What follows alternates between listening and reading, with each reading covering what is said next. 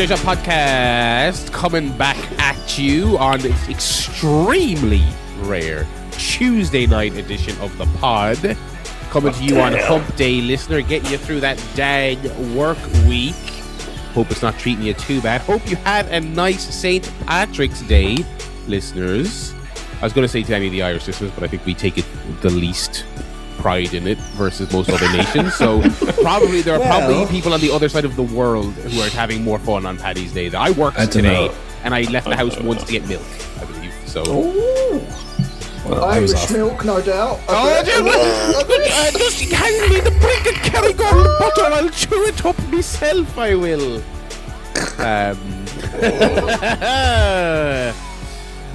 Yeah, I did shag all today for the old Patrick's Day. You know, work got a little bit of overtime. What about you, Paul? Were you paddying it up? Work, fuck off. I ain't working on Paddy's Day. I'll tell you what I did do. I watched the news, which I don't know if in the UK and the US they appreciate this, but the news in Ireland, 6 o'clock news, instead of talking about the war in Iran and the little strait that everyone's getting very upset about. Yeah. Instead, it's an hour of, and over in Castle Blarney, here's what the parade looked like. The Grand Marshal was our local drunk, Padre O'Shaughnessy. And coverage of the wacky floats from around the country as well. And here's one. The kids from Nesson's National School in Louth, and they've done a little illustration here of the Strait of Hormuz. There's one of them dressed as the late Khomeini, of course. You know,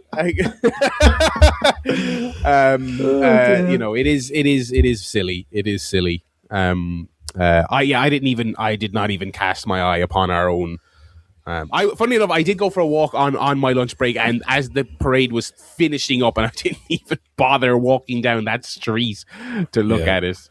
Ours was on the news for about 3 seconds. Oh, you made the cut, did you? Yeah, that's right. There's the CSP float. I didn't make the actual parade. I would. If I was there, there's a good argument I would have been the most famous person.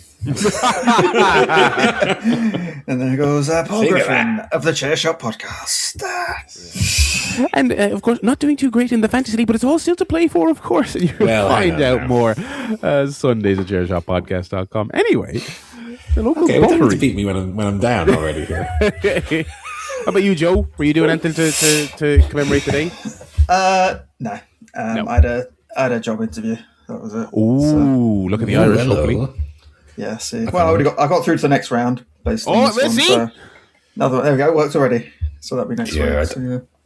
I'm not a fan of those rounds interviews. Nah.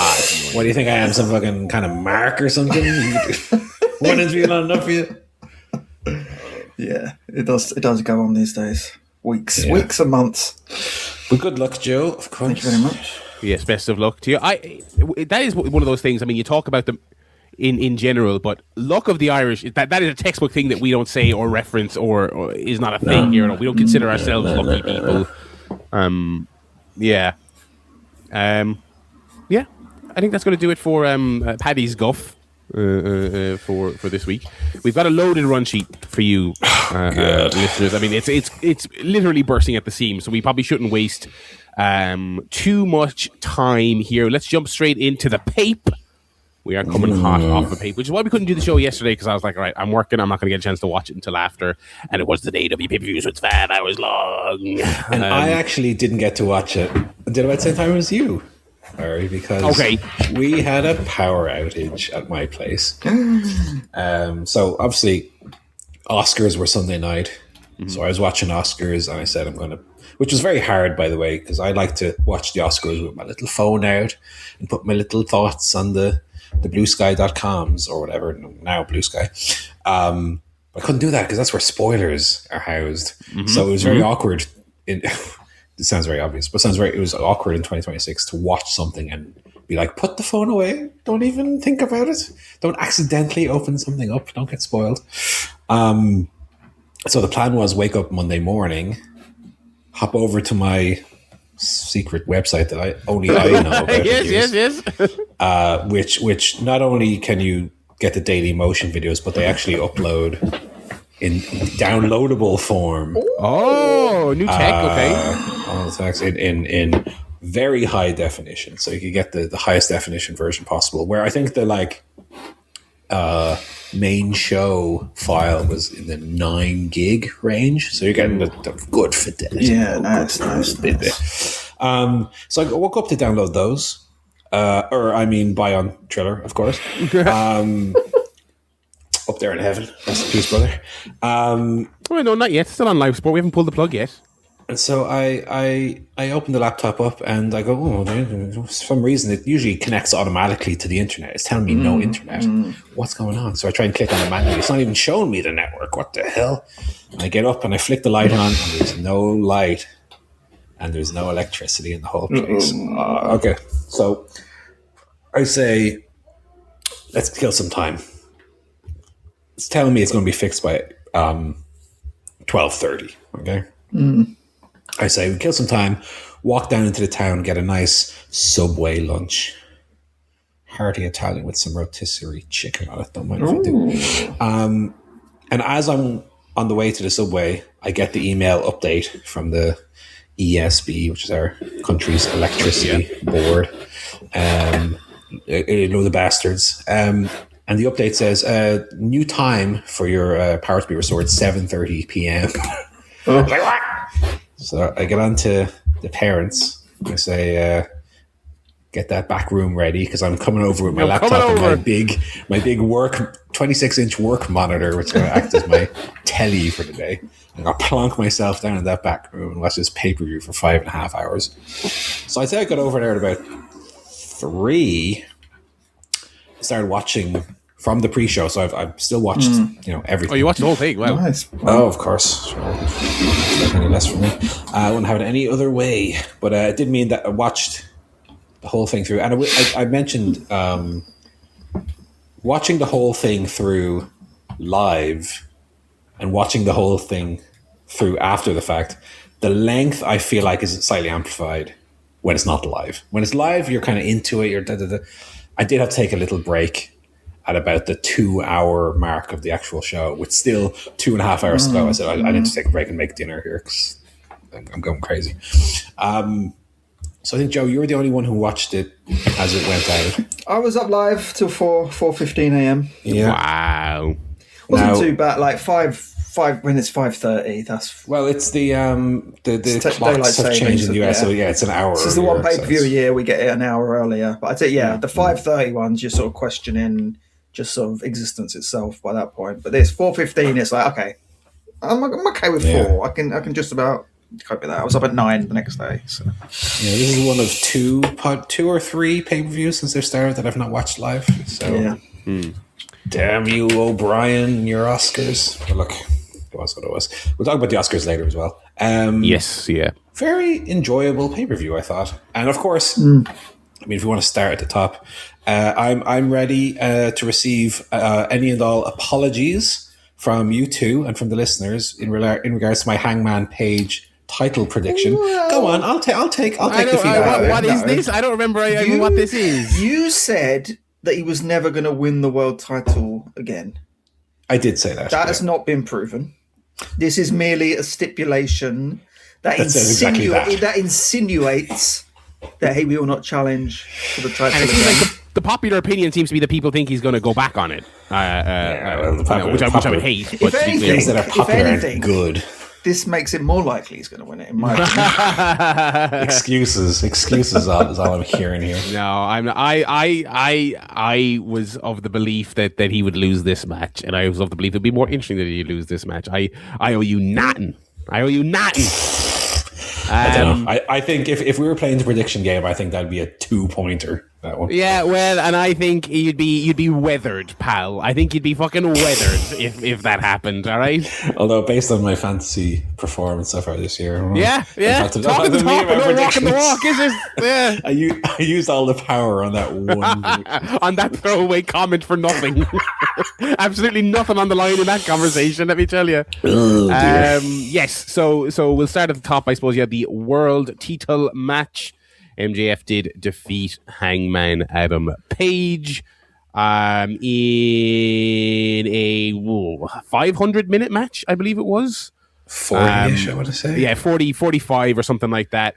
I didn't hate it, but it was probably the one of these I've enjoyed the least for two reasons. One, I felt like it was quite long. And I felt like, and maybe this is an AEW-wide problem, I'm interested to know what you two think of this. I'm really not doing too much violence. Oh no, I don't like the blood. That's not me at all. Right. But I do feel like, dare I say, it's almost like becoming a ladder match where we're going through the motions. Oh, we're doing glass now. Oh, we're doing, here comes the bag. Here comes they didn't actually do tax in the end, but we're doing this. Oh, we're doing that, blah, blah, blah. And it's like, it's not as bad as we're setting up the ladder contraption. People are going through the ladder. It's not quite there. But I did kind of roll my eyes twice and we're setting up the table on the outside, gonna do the upside down tombstone through that. Okay. I love this stuff. I think it's great that AEW does it to set itself apart. I think it's really cool that they can have their blood feuds end in spectacular violence. But I feel like A, I wouldn't do another one for a while, and B, I'd really like the people who do the next one to have some like really, really, really new ideas. Like really, like it's like it was jaw dropping the first time you saw the syringe spot, and now we've already done a second one as a callback to the first one. It's like, all right, like it was novel when you were doing like a fucking early 2000s CZW spot on an AEW pay per view. That was really bizarre. Now you're doing this so much that you've done that twice. Do you know what I mean? It's like what are you guys thinking on that and in this match in general? Go ahead, Joe. Go, Paul. No. I go, Paul. No, I go first. I go, Paul. I liked it a lot. So I obviously, I think, I was higher than you. I don't disagree with any of your points, though. There was a point where the light, the tubes come out. Yeah. And nothing to do with the spot or anything what was going on. But I did feel like that was when I came over the hill, the peak of the hill, in terms of how long the match needed to be. That's when I hit the point where my body felt I'm ready for the finish. Yes. Okay. I was very close to you. I would say it went another 10-ish after that. I was like that for the falling through the soundboard. That was like 1 minute later. That was 1 minute. So I was very close to you, and they've done stuff like that before, and thankfully it's always looked better than the exploding barbed wire thing. Yes. It's still a bit hokey WWE for me. Oh, the little explosions afterwards because all this stuff is short-circuiting. Lads, give over. Give over, what technology is that exactly? I need to know. Like what? When you land on it lets out exactly 3 explosions. Why do they tape explosions to the bottom of their tables right next to their sound stuff? Landed in the explosion box. What would be ballsy is they should cut the pay-per-view feed the next time they do that to commit to the bit, and then we were back, folks. We lost it there. But to your point, Barry, just quickly about the redoing of this so frequently on the spots. Tell you what my favorite match in this pay-per-view was. What was that?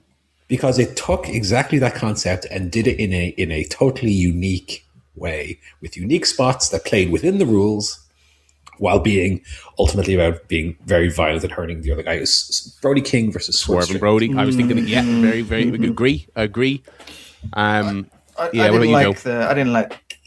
did like the main event. I just, I'm not into the whole death match type stuff. I'm not someone who gets grossed out by that. I will happily watch like a Saw movie, and I don't even flinch, right? But so it's not so much that; it's just boring. I'm just not interested in that kind of thing, really. I like a proper violence. Like I like the tag match. We'll get to the war games, the dog collar matches. We'll talk about the tag match that opened this show. I'm just not into it, and I think I agree with Barry. Like it has become passé, and that's why the fans were chanting for fire, because they're like, "Well, we've seen, we've seen syringes, we've seen glass. Now we're going to need fire." You know what I mean? And I thought they might do it because I was kind of like, well, they got to one up it somehow. Maybe they will do fire, but obviously they didn't. So it was quite good. I really liked the ending, the visuals and the kind of construction of the ending. It felt a little bit abrupt, I guess, but it was nice and it mirrored, the Moxley finish at All In, which was cool. The blood on the camera, the blood on the camera. That can't have been planned, right? That must have been an accident. No. What an amazingly cool thing to happen. That was great. I mean, that's MJF standing on the stretcher and everything.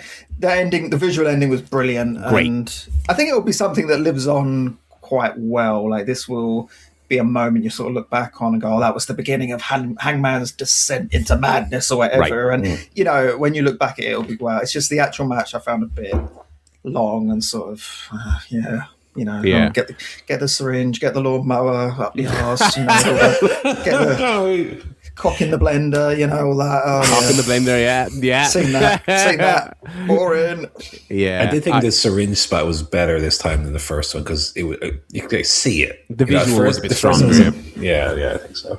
Yeah, that match being in the cage obstructed so much of the visual flair of what they were doing. Yeah, I mean, ultimately, I will say I still overall liked the match. I was like a thumb slightly up on it because, like you said, the visuals at the end and the overall goal of what they were going for, I think they got. You know, so that was fine.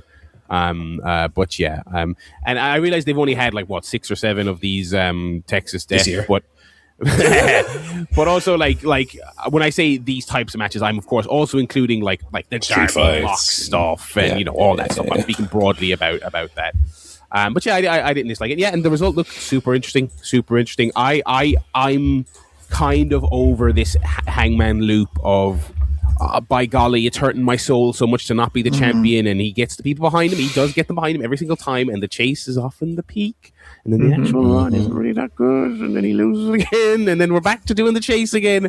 I think Cody style, forcing him to find something else interesting to do. It's not going to impede his ability to be a top guy. I don't think so at all.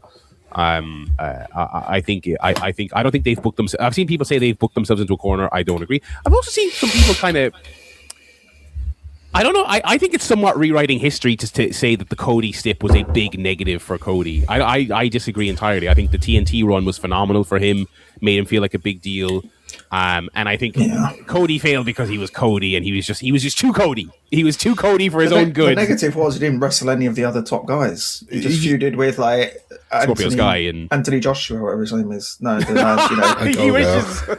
Anthony Agogo, and he was QT Marshall. Was he wrestling QT Marshall? I might have made that up, but you know what I mean. He was he didn't wrestle he didn't do Cody and Kenny. They could have done that without the title. There was no you know what I mean?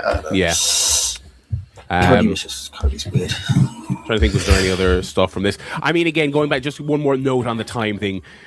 When he brought out the chain, and I was like, we're going to do the Hangman finish thing from Olin, which they did with MJF winning, which was a nice moment. But it's like, no, we're doing like a little mini dog collar. I was like, lads, come on. They would have done a dog collar match from the start. I would have been fine with that as well. Yeah, they could have done that, I was like, all right, lads, come on. We're 35 minutes in deep for you to be doing your little, and now there's like almost a separate little match in this match. I'm like, come on, boys. Yeah. Anyway. But you're right in that a lot of it's become homogenized through overuse. I mean, you get the same 7 spots, 7 weapons they do. And the problem is that they do a lot of these street fights and so on TV as well. Like, you're hammered with these same visuals constantly. The old thing of Hell in a Cell, they used to do 3 on a show, and you feel, oh my god, I can't watch another Hell in a Cell. I'm so tired of it. Kind of the same thing. It's obviously it's easy to do one. It pops I don't know if it does pops a rating or whatever, but when you do it so often, you get diminishing returns. It's not quite as shocking when one is applied to an important feud or important match because you've seen it so often. So it'd be nice to see them pare back a little bit. I think you're totally on the money with the ladder match comment there. Hangman obviously came out to a different theme. I didn't get the reference if there was a reference to something with that. I didn't. I thought it was just I thought it was an orchestral version of his existing song. I had a little idea here while I was watching it. Now you guys probably say, you fucking stupid idiot, enough of your ideas. But for this kind of match where Hangman's going to that dark place, I would have had him come out to his heel theme here, just as a little throwback. Like, oh my god! And Excalibur could point it out and say, "Oh, Hangman going to a place here for this." MJF with the Terry Funk cosplay. Yes, that was. I mean, I guess a nice little nod. Doesn't really. I mean, Excalibur had to kind of explain it away as well. This guy's actually a student of the game. Yeah, because he's gimmick. I did like that he looked in the camera and said, "I'm not doing that indie shit" early on with the mirror. But I was like, so he's obviously wearing it because he is in real life a nerd, a wrestling nerd who's homaging to everyone. I'm like, but shouldn't MJ? Is the point in character that he's like making fun of Terry Funk? Like, it's kind of ridiculous that he came out, the guy who does not want to be in the hardcore match with the hardcore guy's gear on, you know. Yeah, and it wasn't like in Texas. Anyway, granted, it was a Texas death match, but I mean, it's to a California audience. Yeah. Anyway, we'll go back all the way to the top. Now I did not watch the pre-show, so. Well, let me hit you with the highlights quickly. Take me through Boom and Doom defeating Dean and Bravo. We have a few highlights from this, including I did the Hangman thing. I'm going to throw out another prediction here. Go on. I don't think anything will be beaten for moment of the year. Okay. In this match, you had one of the infantry's lovely female associates, very beautiful woman. I forget. I'm not sure her name. Christian XO, Wikipedia is telling me. Okay. But she was at ringside, and then the Rizzler walked up. And I was hitting her with the Riz And what would he face. possibly be doing? Was he Rizzler? Don't tell me he was Rizzler. He was Rizzler. And she was all enamored by the Rizzling. And then Excalibur goes, he does have Riz. I like the idea that after Rizzler does that spot, he goes backstage. Andrade comes up taping his fist. Say, we got a problem here, Hermano? We got a fucking problem? doing a fucking bit with a sexy lady outside? Do we have to fucking sort this, brother? Give me a good This woman's 6'3". Yeah, she's huge. Let me look. Why do they keep finding these giant women? Christian with a Y. XO. XO. In XO. Okay. So she's standing next to goodness. the infantry here. Why do they keep finding these giant women? I don't know, but they've cracked the code. new boom period forthcoming. Add her to the Divine Dominion. Yes, absolutely. Wow, the Amazonian division. Also, Rizzler got bumped in this one, which I was very excited about. Yeah, Shane Taylor pushed the Rizzler to the ground. I was like, oh my god. The insurance companies must be crying. Lloyd's of London! Rizzler, we've spoken about this. Come on now. Rizzler just doing the thing on the phone. They're like, Rizzler, I can't see you, brother. I know you're doing it. But the Rizzler only does Zoom calls. Speaking of the large Amazonian ladies, you did also have Willow Lena. Crucifix pin on Lena Cross to retain her TBS title. How was the match? I did watch this actually. Lena, surprisingly, it's pretty good, decent, wasn't it? I'd say. I thought Lena's good for. I'm not sure her experience level pre-A. And neither am I. I know nothing of this lady. I don't know because I will say, jumping ahead a little bit. I mean, the tag match on the show was more of an angle. It was like 3 minutes long. It was nothing. So I was curious how Lena got on here, but it's good to hear she was acquitted herself well. Yes, and obviously they beat up Willow during and post match, which we'll head into later. And then we had an absolutely awful and excruciating battle royal. Okay, brilliant. Which, oh God! Does Tony Khan remember his own gimmicks? Is what I was thinking during this, because this is a blackjack 21-man battle royal. So I'm thinking, okay, they're going to do the suits, the deck of cards, and the hearts come out, and the spades come out, and then there'll be a joker at the end. No, it was just a battle royal with 21 people. I think you'll find that was the casino battle royal, sir, and this is the 20 that instead. Do that instead. Instead, what was notable about this is that they didn't have the 21 people in the ring.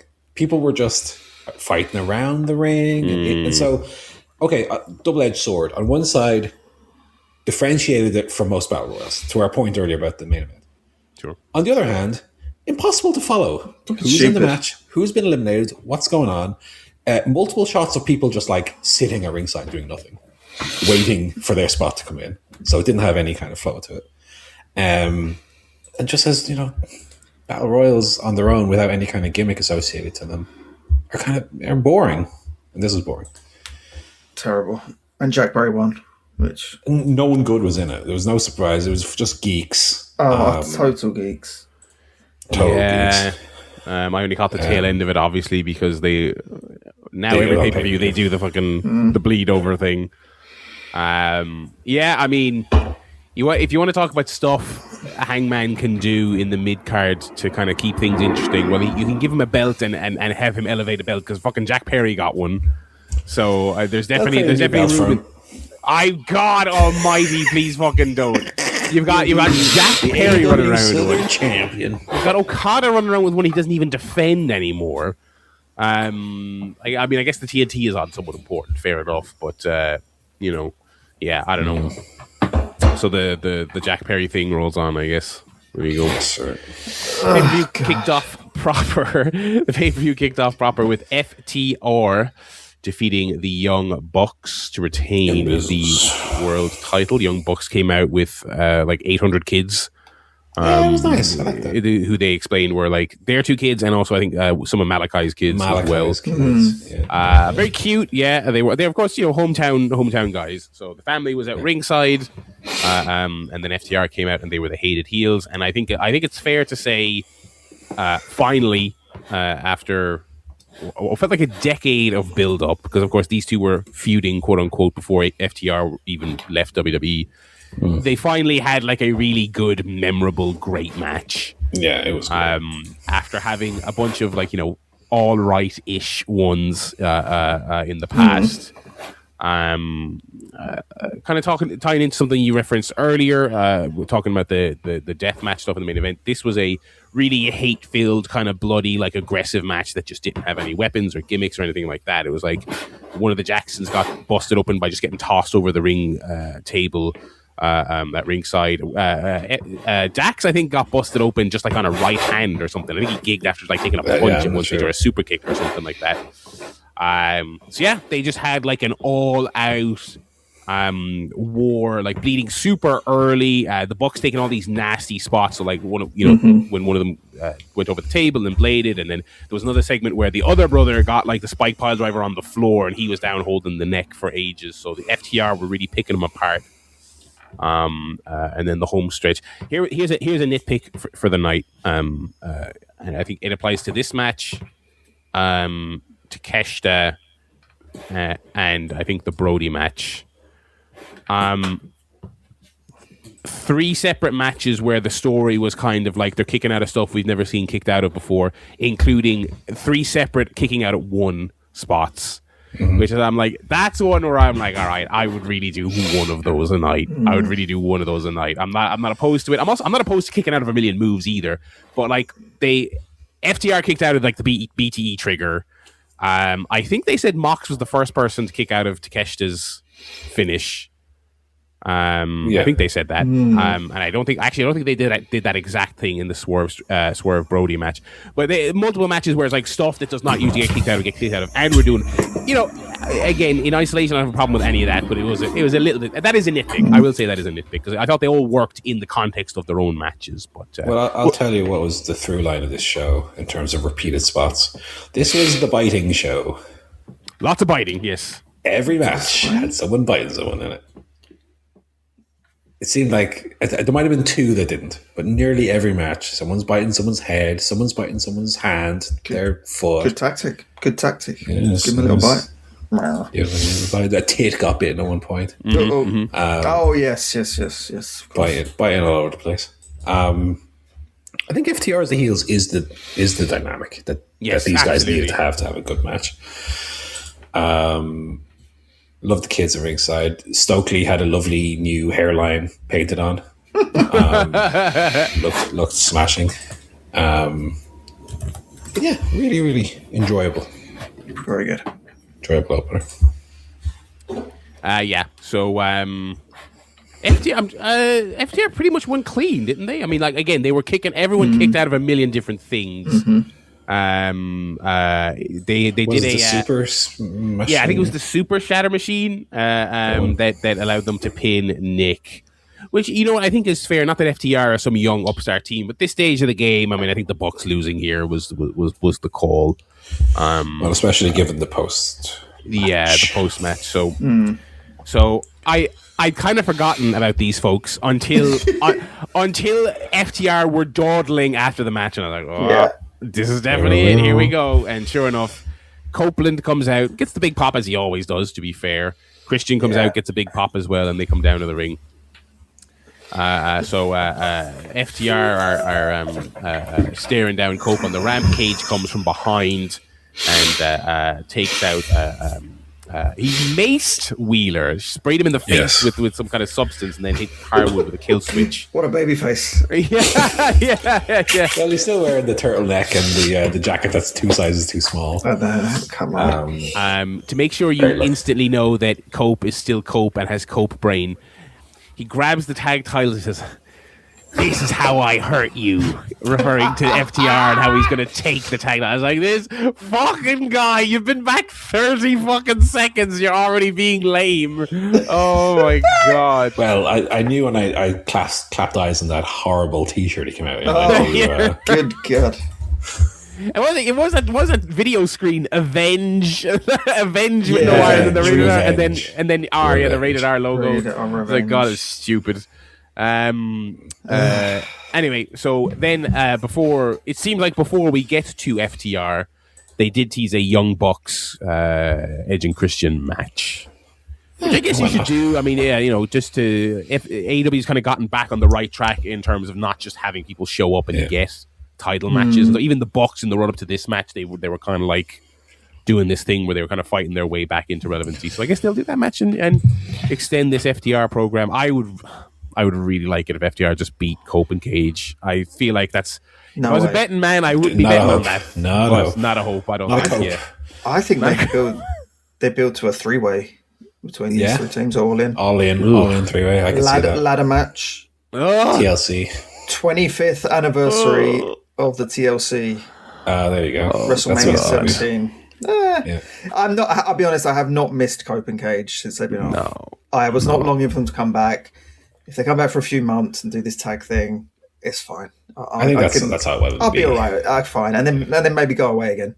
You know what I mean? That's what I would imagine they will. Yeah. I feel like this is, I mean, for Cope, certainly, I feel like this might be it. I feel like they'll do this. And I mean, what else is there for him to do? But we'll see.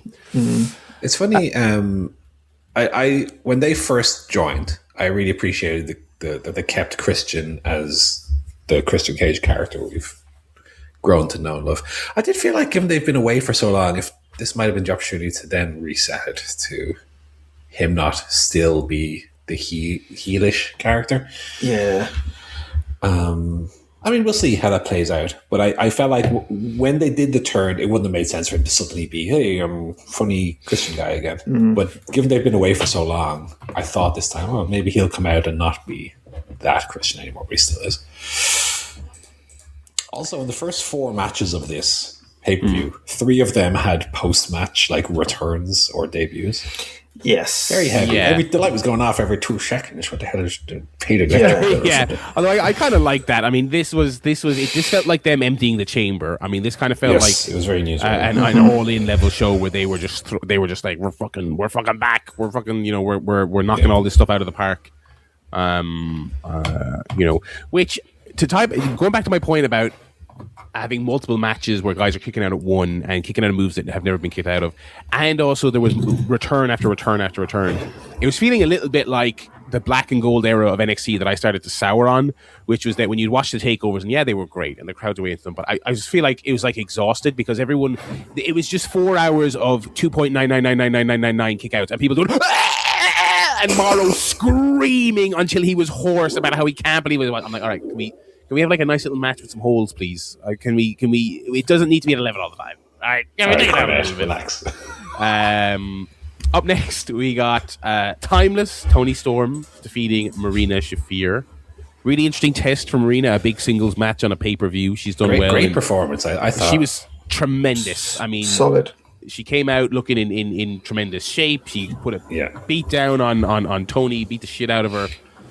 This is a match for Toni to really, do her kind of very charismatic kind of selling, working from the bottom stuff, and she was fantastic. One of the matches that definitely felt perfectly paced as well. It was not super long, but it didn't feel like it was like cut short or anything. It felt like it was exactly what it needed to be. So Storm got a win after a headbutt and a small package for the victory. So they kind of similar to the Bane match. Package. Or the big package, pardon me. They Similar to the Bane match, they kind of did it where she was kind of like, the story is more she kind of weathered the storm and got out the other side. Pun not intended. They referenced that match midway through. So I'll give a compliment to Marina here just quickly. Go on. If I were to squint at the TV during that match, I could be convinced that Tony was wrestling Mox. She's obviously studying the Mox tapes. She's obviously training with Mox a lot.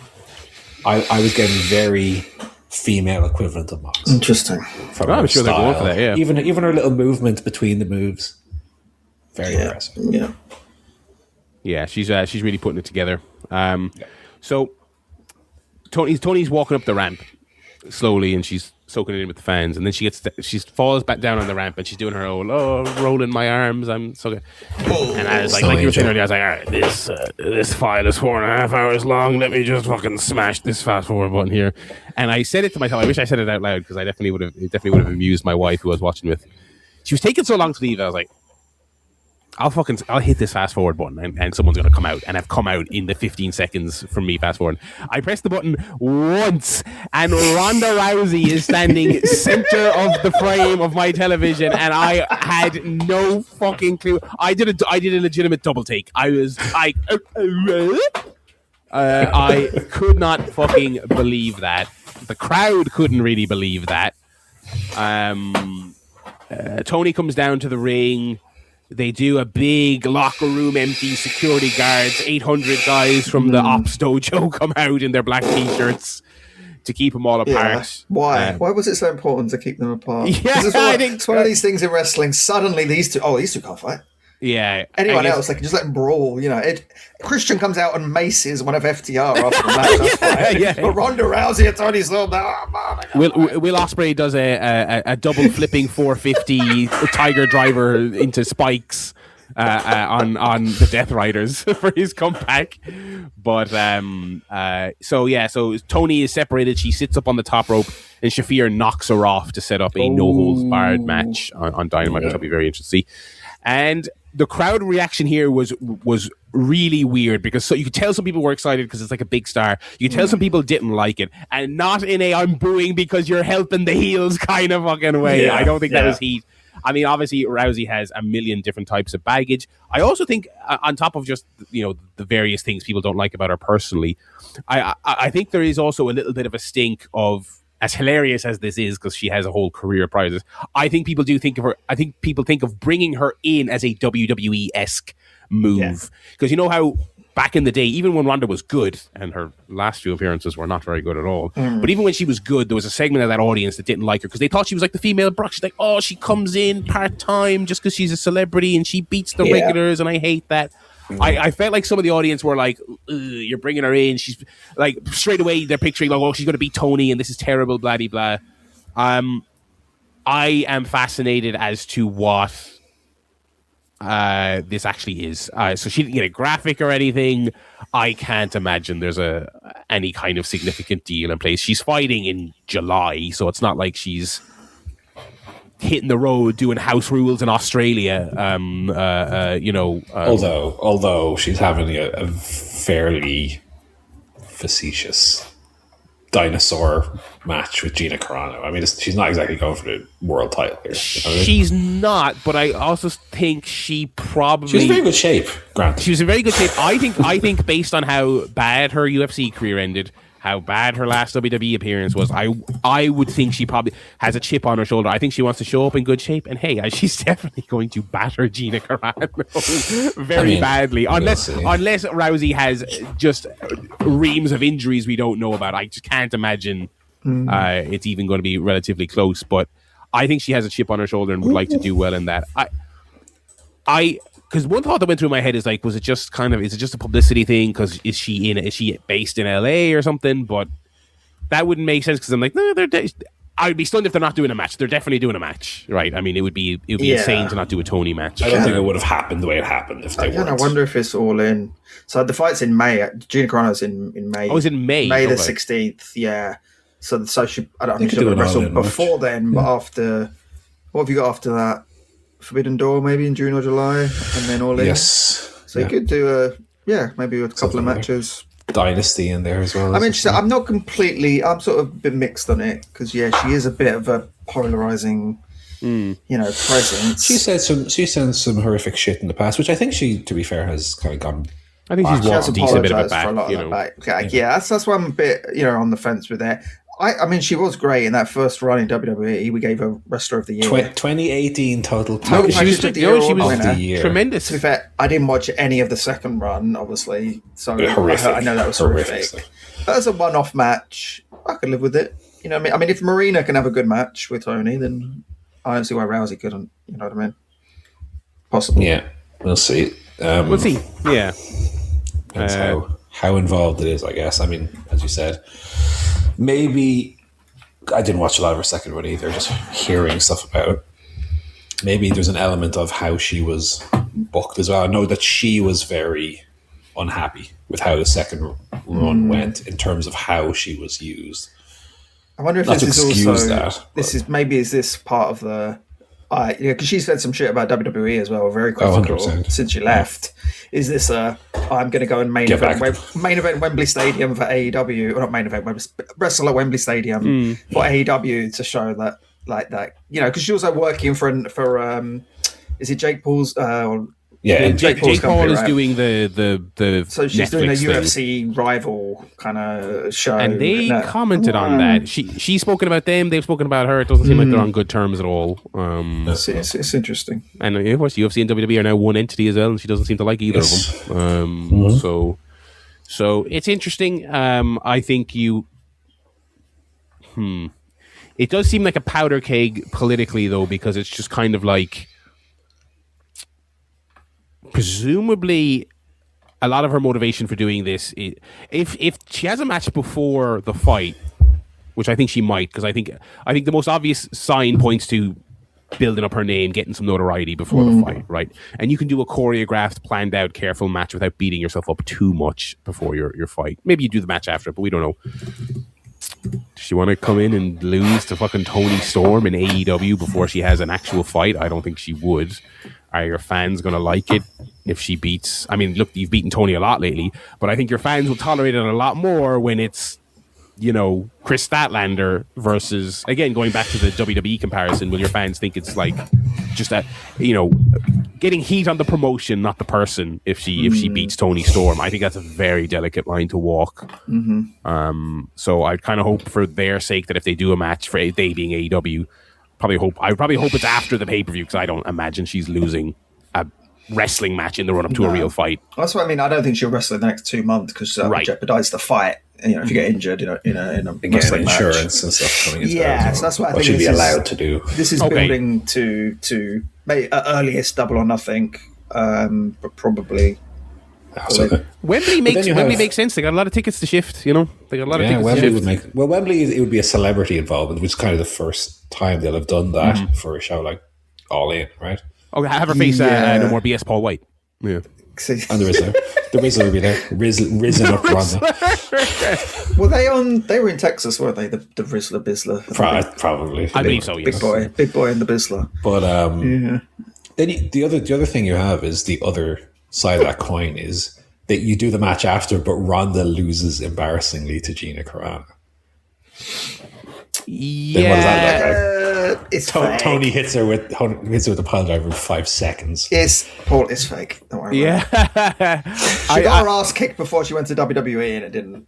Yeah, I think wrestling fans care less about that than wrestlers. I think because even though she's an Olympian and an MMA fighter, I think she got wrestler brain. I don't think she'd want to lose a fake match before a real fight, but I don't think fans would care if she loses that. I mean, look, for all the smoke that was made about it, nobody gave a fuck about Punk's UFC stuff when he came back to wrestling, despite the fact that was legendarily terrible and embarrassing. They still use it in promos today. Yeah, but which is funny because it gets a laugh, but in terms of it didn't impede one ticket sale when he came back to AEW. He still meant the business. I think wrestling fans are kind of over that. So yeah, very newsworthy, very interesting. We'll see where it goes next. Sticking with the Death Riders, we had Jon Moxley defeating Konosuke Takeshita in an absolute barnstormer of a match. I mean, this blew away their previous matches. in a very clever bit of booking that was both enjoyable for this match, but also the segment that came after it. Obviously, these are both guys that are kind of like tweeners. They're basically baby faces and heel units, right? They're the beloved guy in a unit full of shitheads. But for this match, especially the second half of it, it was pretty much just Mox is like the dominator. He's beating the shit out of Takeshita. And they work this entirely for the people to get behind Takeshita. Like, this is going to be his crowning thing. He's going to win this title and he's going to beat, the ace. He's going to beat Mox, and Mox was leaning into it. And it was perfect in that regard. And I think the finish was great with Takeshita passing out, because I feel like people thought, many people really thought he was gonna get out of that, and they worked it so brilliantly. I feel like you thought this was actually going to be it, but they snatched that moment for you, so you want it even more now. And then obviously, just very seamlessly slipping Mox back into that role, considering Ospreay's coming back to face him as a baby face, very, very well thought out and perfectly worked from Mox. Joe, what did you make of the match itself? Yeah, I think, I think the tag match would have been my favourite match of the night. This was probably second. Okay. But yes, really, really strong outing. I didn't really know what to make of it. I kind of thought Takeshita might be winning, but I wasn't ultimately convinced, because I just think Mox, he's still relatively early in this run, and he's done wonders for the belt since he's had it. Actually defending the belt every week and winning, lo and behold, that gets the belt over. It's not rocket science. But yeah, interesting where they go. And I do, the fact that Ospreay came back with Mox now as this kind of tweener is a bit, I'll say a concern, but I wonder how they play it, because you'd want the big returning injured guy to come back and beat the bully. So does Mox switch back a bit? I could see that happening. Maybe Ospreay accuses him of injuring him. He's like, I didn't fucking do it. Yeah, it's like there'd be an interesting dynamic there. Yeah, but I thought the match was really good. And and another return of Bane, apparently now in AEW. Returning after the match. That video was fucking stupid. That and the fucking Luchasaurus video from a couple months ago. God, give me a fucking break. I assume Ospreay must have gone private, because I didn't get that on the NHS when I had surgery. I don't. I mean, God, Barry mentioned it already, but so funny that he comes back from neck injury, and you assume they're going to play up that. Oh, is Ospreay okay? Is he going to be able to wrestle? He comes out and does 9 dives in 7 seconds. Yeah, and then he cracks his head on the apron. Three backflips. Oh my God, it's just so Ospreay. I think wanting to prove that I can still do all the same stuff. It's like, yeah, that's great, but storyline wise, I think it'd have been better to calm down a bit. Yeah, he looked $1 million. He did. He's got a better haircut, I'd say that. No, he's still got the worst burn in wrestling. I thought he's got the Rockstar. No, he's still got the Rockstar spud.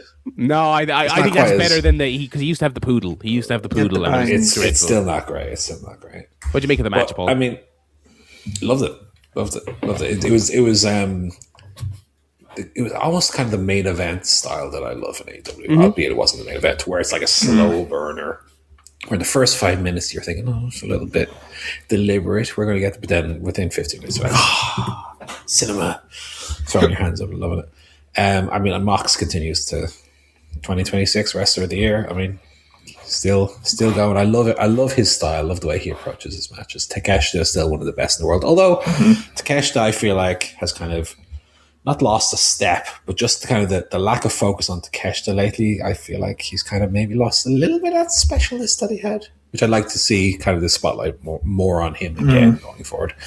Especially with this Okada storyline that's been going on for so long that they've just done like nothing with over the last 2 months at all. Like that there is a thing where Tony doesn't know when to pay off a story. Necessarily, just it keeps going and nothing happens. So I'd like to see a bit more urgency with the storytelling, especially with regards to Takeshita. But the match itself was an absolute banger that I absolutely loved. The only thing with Ospreay as well is obviously the Paul Robinson story broke in the week. What can wrestlers not?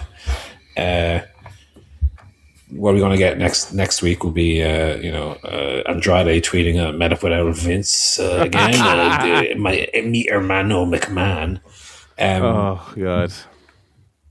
I mean, I know it's more complicated than that, but yeah, I know, but yeah. God, when I saw that, I was like, oh God, these people can't help themselves. I know you're never more than a couple of weeks away from one of those, aren't you? You know. I know. But yeah, I mean, look, he came out. I was impressed with that they, number one, would allow him to be like, don't dip the toe in the water. Do a full backwards infrared. That'll be a good test to see if you're all right. Don't try and almost kill yourself and be back off on the shelf again. But I mean, look, in terms of the quality of these shows, the TV and the pay-per-views, no harm having your best wrestler back, or let's say most exciting wrestler. So Ospreay, Mox, you could have that be the main event or whatever your next pay-per-view is. MJF on the pre-show. MJF versus Big Boom and the Rizzler. That's going to be how Dynasty's shaping up. I mean, well, let's finish Revolution, but Revolution was they planted so many seeds for like the next show. I know. Before this was even over, I mean, kudos to Tony Khan. Yeah. Up next, we had the previously discussed tag title match, Divine Dominion. Much better than Mega Cross. Yeah. It's a name. It is a name. Giving these teams like actual names rather than fusing two things together is better. So yeah. So they've finally given Bane the reign. They have finally done it. Give Bane the reign. I think even if they had beaten Cross, I think she couldn't have lost this match. I mean, it would have just been farcical. No. So and they beat Willow, which I thought was interesting. Obviously she was beaten down, so that was the thing. She was hurt. So there you go. So yeah, we'll see what comes next. I mean, I would rather Willow just go back to being the TBS champion, and I think that's what will happen. I think we'll have the Brawling Birds at all in. You what, mate? You slag. Oh, I'm already getting excited for that. That's a fucking great match. Yeah, the Goddesses versus the Birds. Oh, that would be tremendous. We had the aforementioned Strickland and Brody match. It'd be like British Bulldogs versus the Skyscrapers or something. Tremendous. Swerve Brody. My match of the night. Your match of the night. Wow. Yeah. Wow. I mean, because it was so different. I mean, it was very creative. It was very, very creative. When you have a match that isn't a street fight. I mean, we talked about how tiring it is that you get these same spots the whole time. You had a match here that was built storyline wise as if it could pay off in a street fight, but the match itself was standard rules.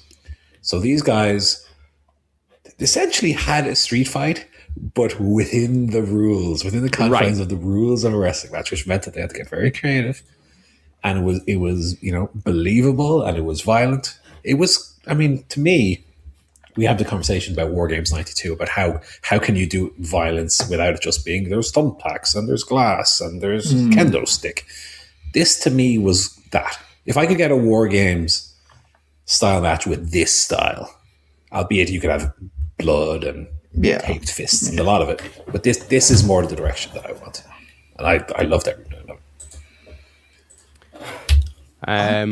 Very good. Yeah, you, Joe? Yeah, very, very good. Agree, it was kind of slower, but it needed to be just to contrast with everything else, kind of crazy kick-outs. But yeah, I think very, very, very good. Swerve bring the eyeshadow back as well. Mm-hmm. Was he dressed as Candyman? Was that the reference? Yes. Yeah. It was Candyman. Oh, yes, yeah. Okay, yeah. Candyman entrance. And I did have the thought again. We've talked about it prior, but I did have the thought again is, are we going to get, and this is not like a prediction or anything, but just for what I would want, to solidify this Swerve heel turn, just have him take out Nana. I think Nana's got to go. Yeah. Do you know what I mean? Yeah, because they have him doing involved in the entrance here. Because to your point, they've smartened up enough that he doesn't come out and do the dance before Swerve and segue. They know they've copped on that you can't do that if he's going to be a heel.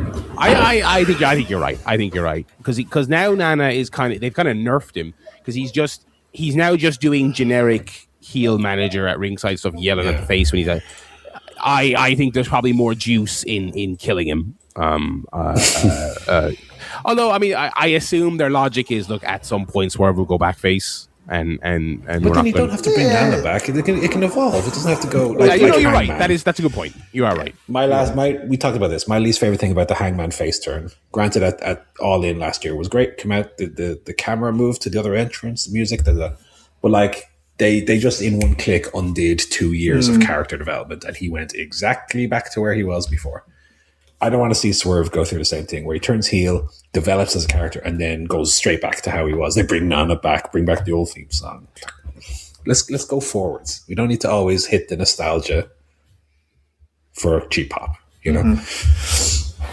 So have Nana's been great. He's been integral, I would even say, to Swerve's rise. Yeah. But I think Swerve has outgrown him. I don't think Swerve needs him. Even if Swerve were to turn back face, I wouldn't have Nana come back.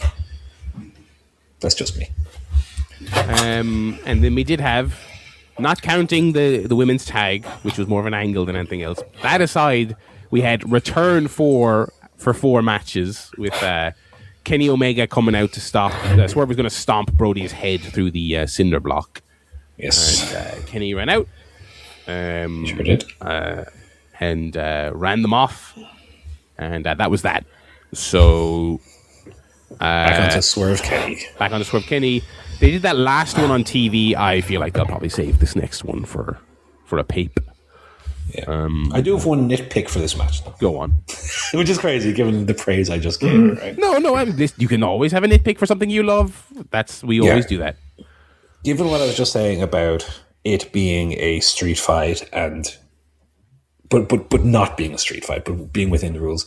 There was the spot where Swerve did the vertebreaker on the outside with the mats taken off. Yeah, I would have had that be the finish. That Swerve would have won my count out. Because then you have this different style finish to a different style match, right? The fact that he then rolled him in, hit him with the move, and pinned him.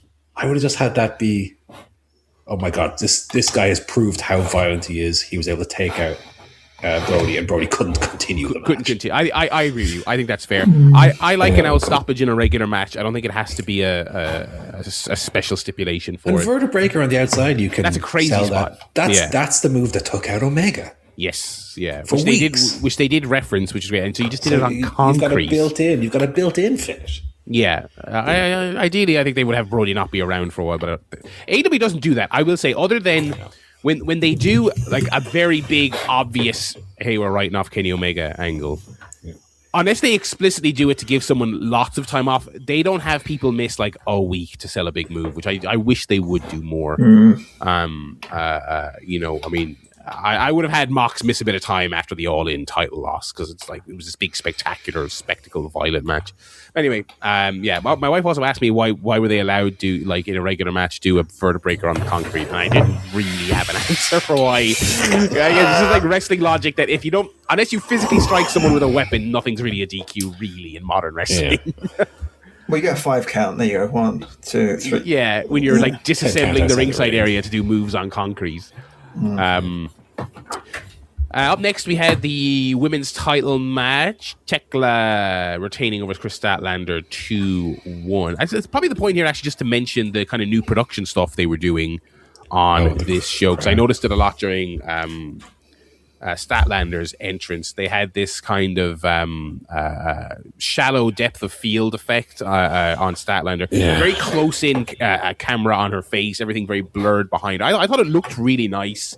I'm not a fan of that camera. Are you not? I read it. No, here's my issue. They do it in some football, the Spanish football uses it a lot.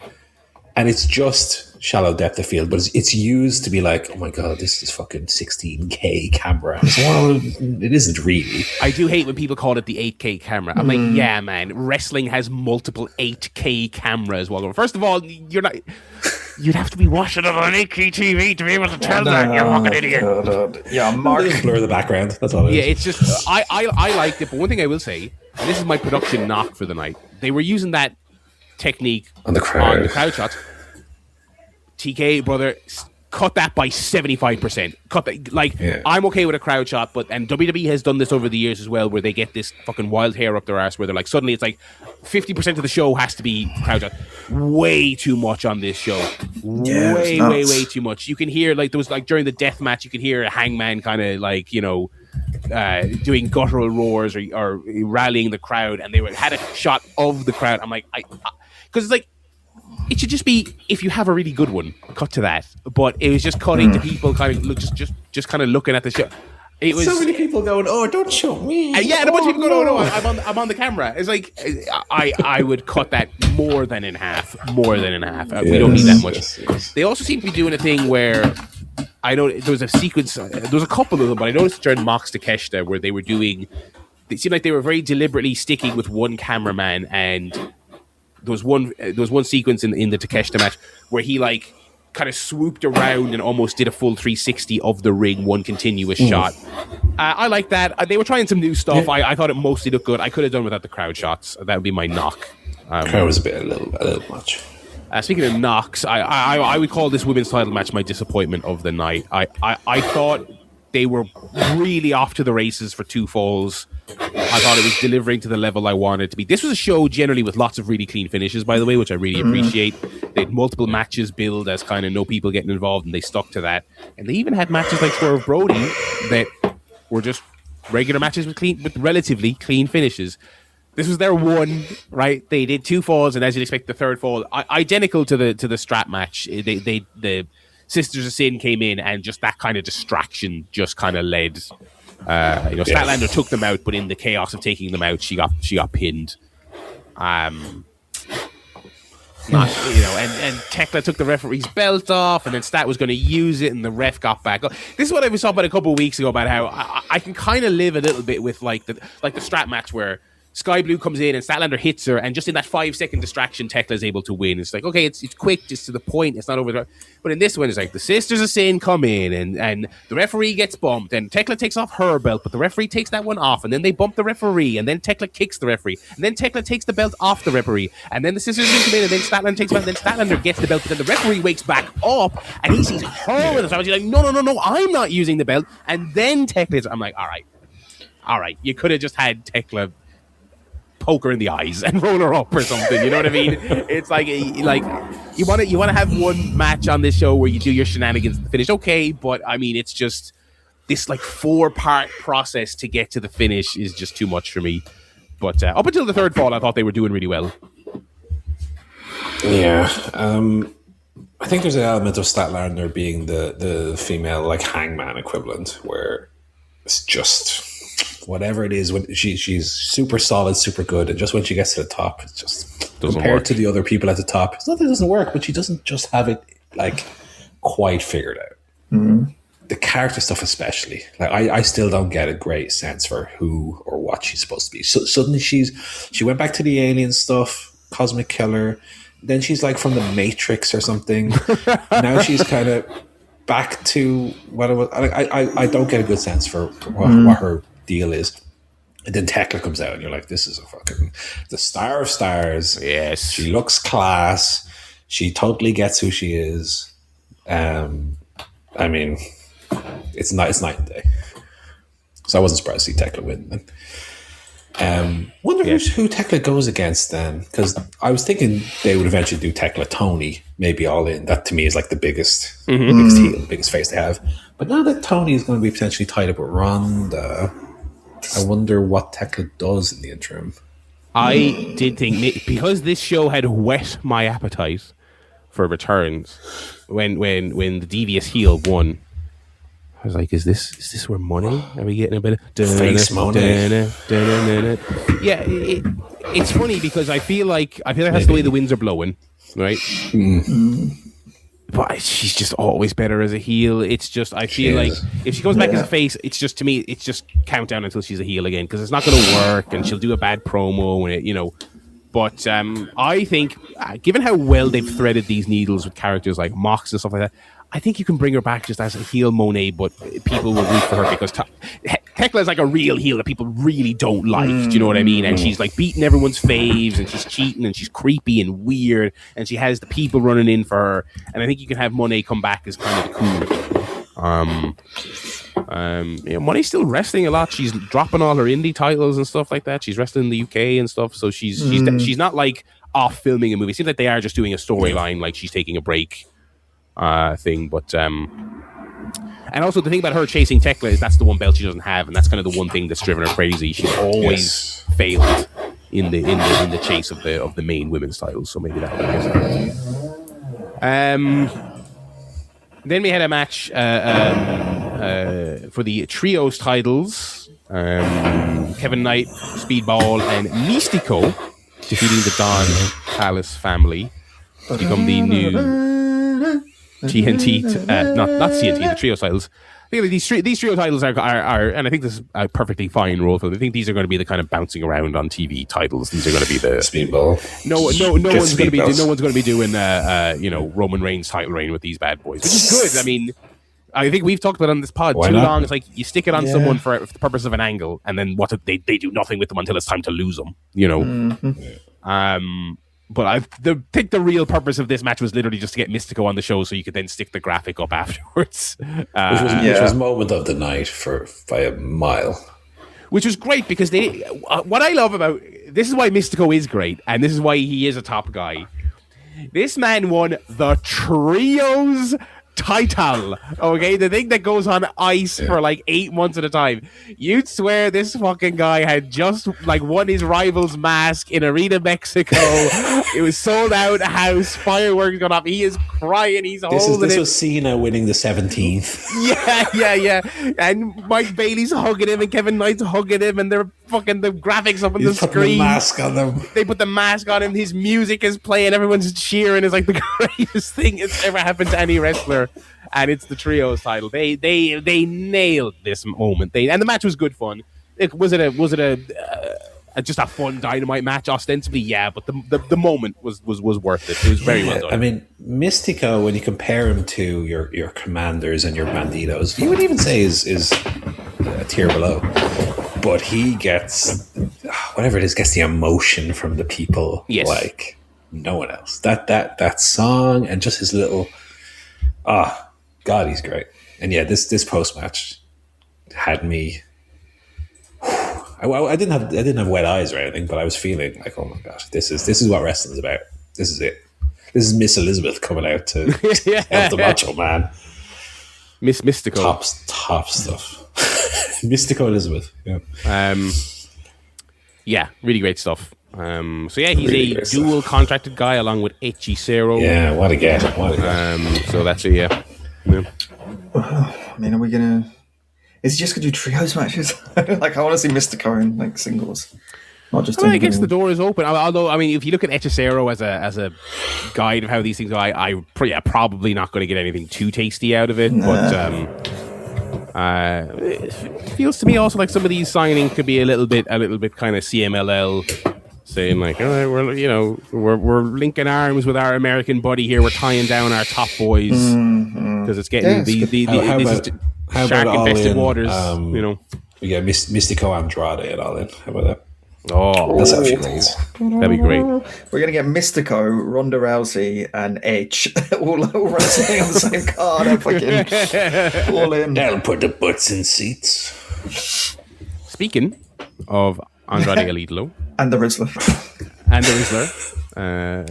Having his bit stolen. Andrade did defeat Bandido. This was good. Yeah, this is great. I mean, it's like people complain about the length, and I think it's perfectly valid. I think the complaints are valid. But then I also, because like when you look at the stuff that you'd cut, like you'd probably cut the trios match and you'd cut this match. It was like, well, this match was fucking class, and the trios match had the great moment at the end. So while I get it's too long, it's like there's so little stuff here that isn't great. Do you know what I mean? So I'm sympathetic to the argument, but I just wouldn't cut anything. This was top notch. Andrade has absolutely had the working boots on when he's been back. My God, he is like a man possessed. It's strange when you think that WWE had nothing for this guy when he's like, tremendous, just a ball of charisma. You know what I mean? And a great wrestler. Yeah, he was really incredible in this match. But I will say again, I'm over the DMing thing. I'm over the little selfies at ringside. Doing it twice on this as well. He did it twice in one match. I was like, all right, I fucking get it. I don't mind. It's one of his little moves. I guess, but it's just so fake. I'm not a fan of fake fan things anyway. But But just have one at ringside, a real one, and sometimes it'll hit, sometimes it won't. Sometimes exactly. I'm like, now that you've done it so many times on TV, people who sit front row will be itching to do it because it's now a done thing. I don't think you have to get an actor every single time. But anyway, look, it didn't impede my enjoyment of the match. They did all kinds of mad shit in this match. Andrade hit 2 of his I believe he calls it "What if the Judas effect was good." Is the name of the move. The kick into the kick into the elbow. So good. Bandito did this thing where he had him like in go to sleep position, threw him in the air, and then did like a spinning wheel kick on the spot to kick Andrade in the back of the head. It was like a low key kick. Yeah. It was that one that low key knocked your man out with. Yeah. Oh my god, I've never seen that before. Bandito also did a new version of his finish where the guy is face down on the mat, which was way better than the one where he's leaning on the ropes. That was unbelievable. And they went with Andrade, so they're sticking to their guns on Andrade. He lost to Kenny, and that's it. He's beaten everyone else. Oh, was it Kenny?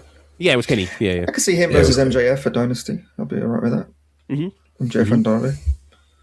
I mean, especially if you're like, it's 2 heels and stuff like that. But if you're doing like is he Mox a heel, Ospreay, he's so sexy. I guess, he's like the crowd did not boo him at all. The crowd did not boo him at all. No, he's like a heel, but he's one you like to love. You know what I mean? He is, and they did have the MJF segment like last week where he went up to Don and he was wagging his finger at Don to tell your guys how to talk to the world champ. So by order of the Peaky Blinders, I think if you're doing like Ospreay Mox on the undercard, which that'll be your kind of quote unquote real main event, that's your ticket sell. I think you could do Andrade MJF. Also, we're doing Edge Christian FTR, so that's going to be in Canada. Yeah. That could even be the main event.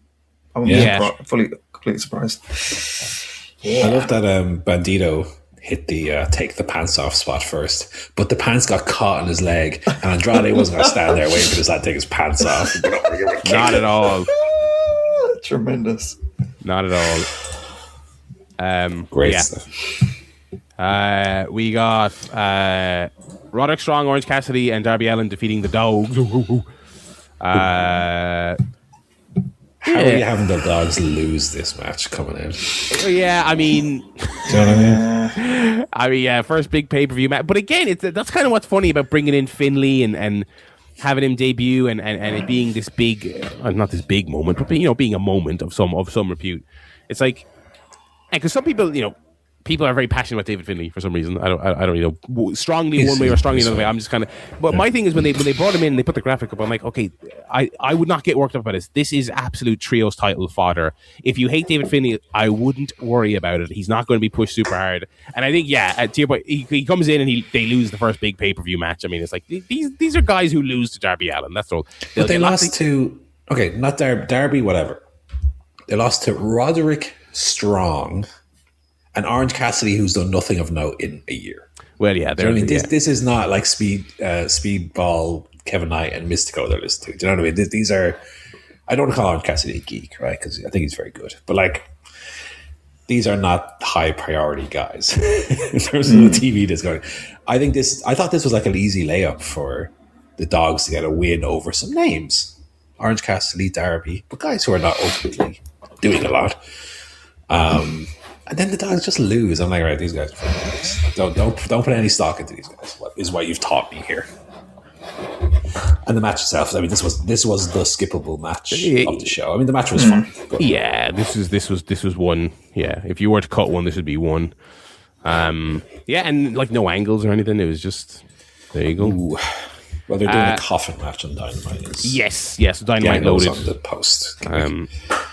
So ironically enough, Roddy hit the move and OC got the pin in this match, and I kind of feel like we're possibly setting up Darby Allin being the one who gets beaten up to get the heat back.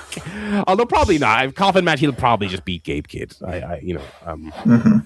We'll see. Yeah. So Dynamite looking fairly loaded. No holds barred women's match and the Coffin match already announced.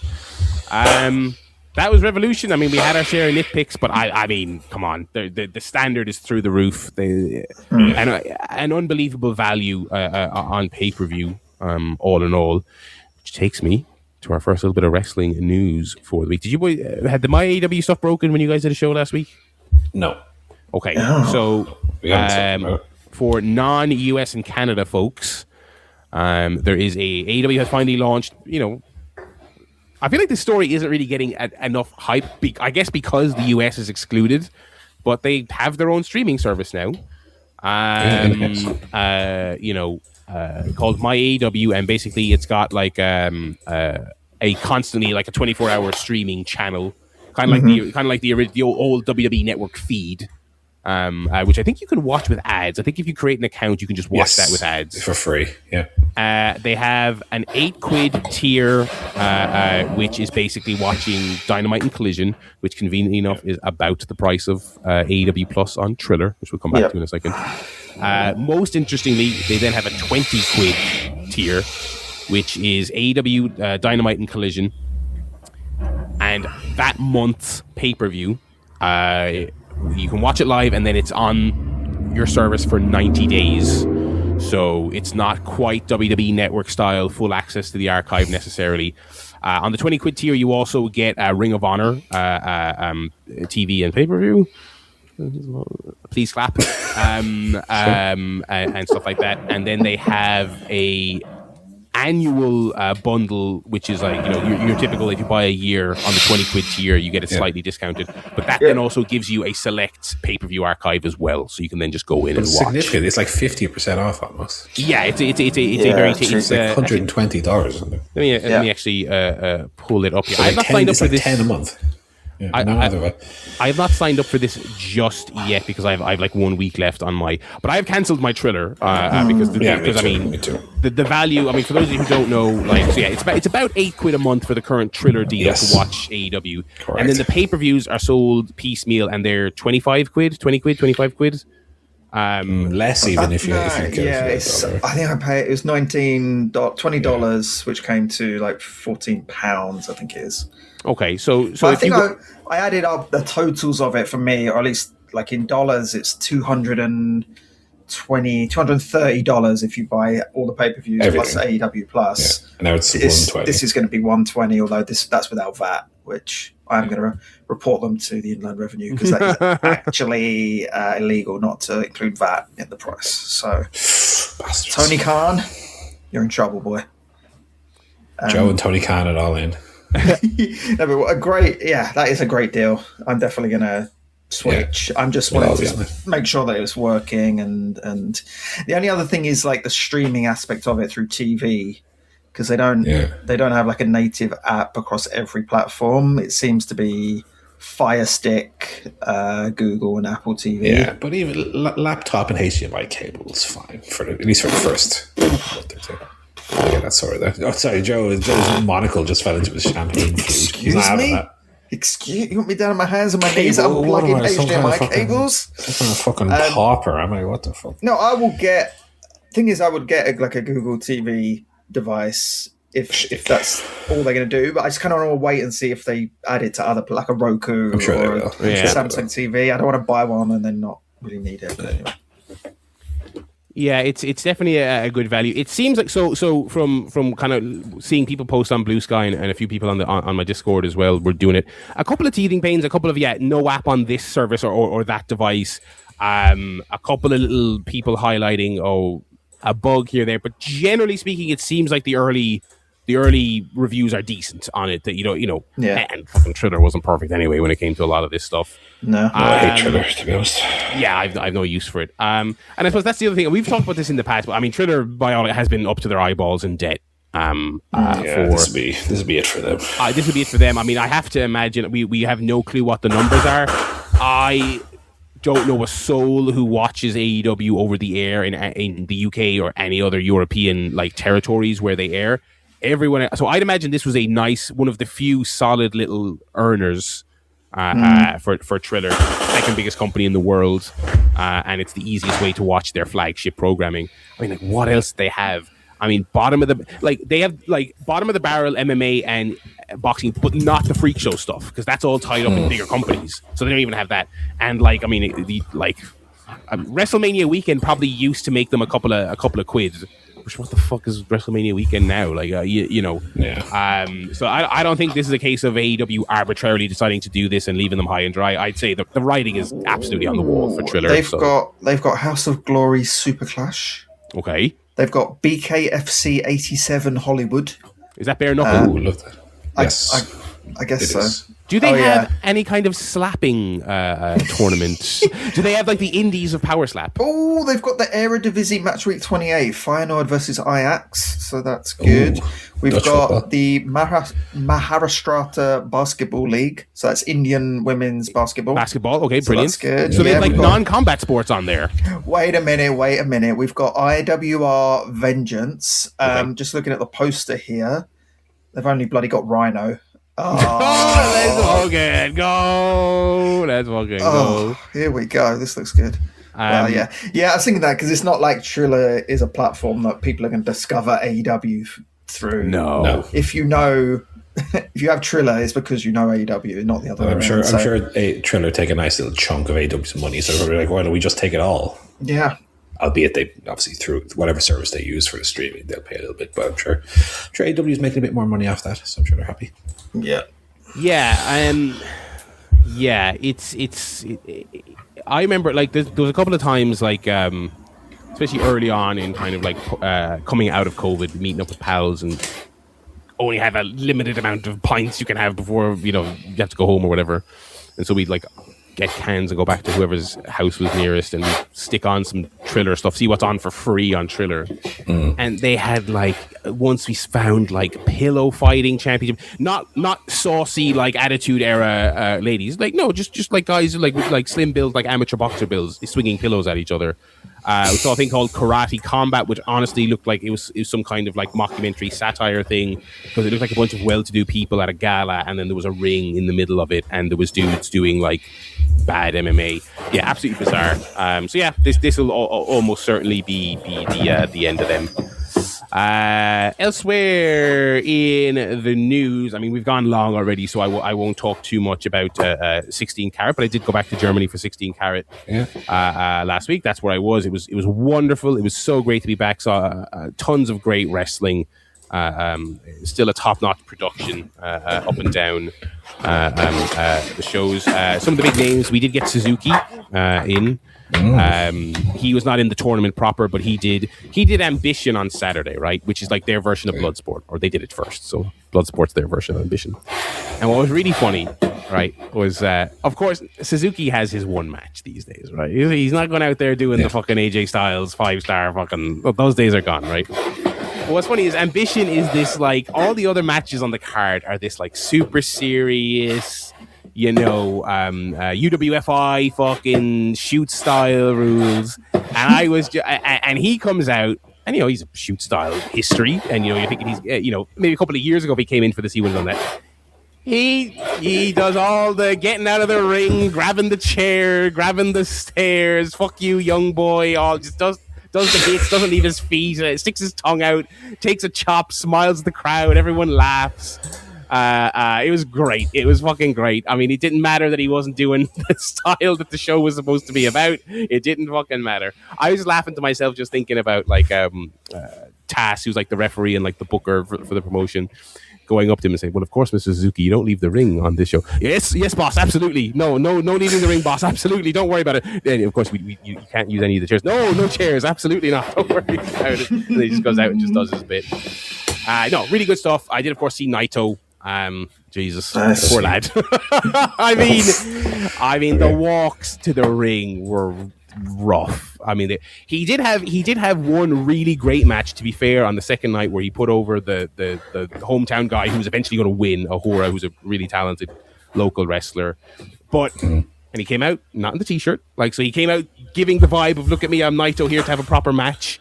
But him having a proper match was like Ahura taking constant mental bumps, flying into the chairs in the audience, and Naito just kind of half-heartedly doing the flinging to throw him in there, and this guy absolutely murdering himself to get the match over. But it was great crack, as it always is, and that's me back into the habit. I'll probably be going there every year for the foreseeable. So love that. Any other wrestling news before we segue over to our other features? Don't think so. I got my all-in tickets, by the way. Obviously, that went on sale yesterday. Not me yet. So Oh, it was nothing like the previous years. You can select the seats you want from the actual map. Instead of just getting served up random seats over and over again, you just pick the seats. Where are you sitting?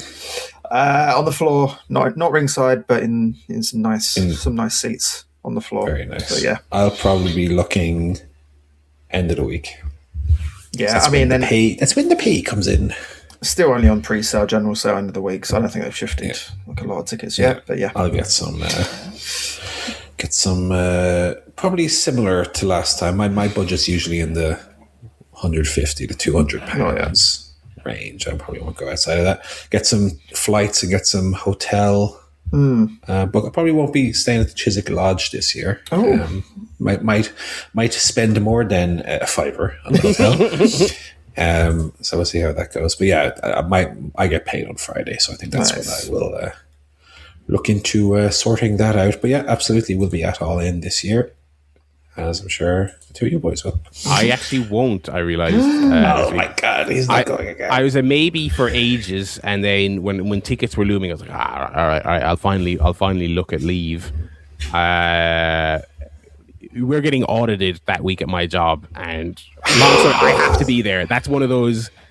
If I was to go to my manager and ask for time off, I'd have to have a still living granny to pretend was dead, which I don't. Yeah. Which is a shame. I'm raging because I was raging. I missed the last one. Because I'm gutted. I'm not going to be able to make it, but there'll be more. There will be more. Yeah. But nonetheless, very, very, very disappointing. It is what it is. Yeah, I didn't get to go to the Manchester show you guys were at either, so yeah, it's fine. It's life. When do the planets all align? You know. Yeah. Well, my friend Stephen, who came with me to the previous two, will also not be able to go this time. So I said, "Don't worry about it. Maybe they'll come over to Ireland one of the days, and we can all go to that."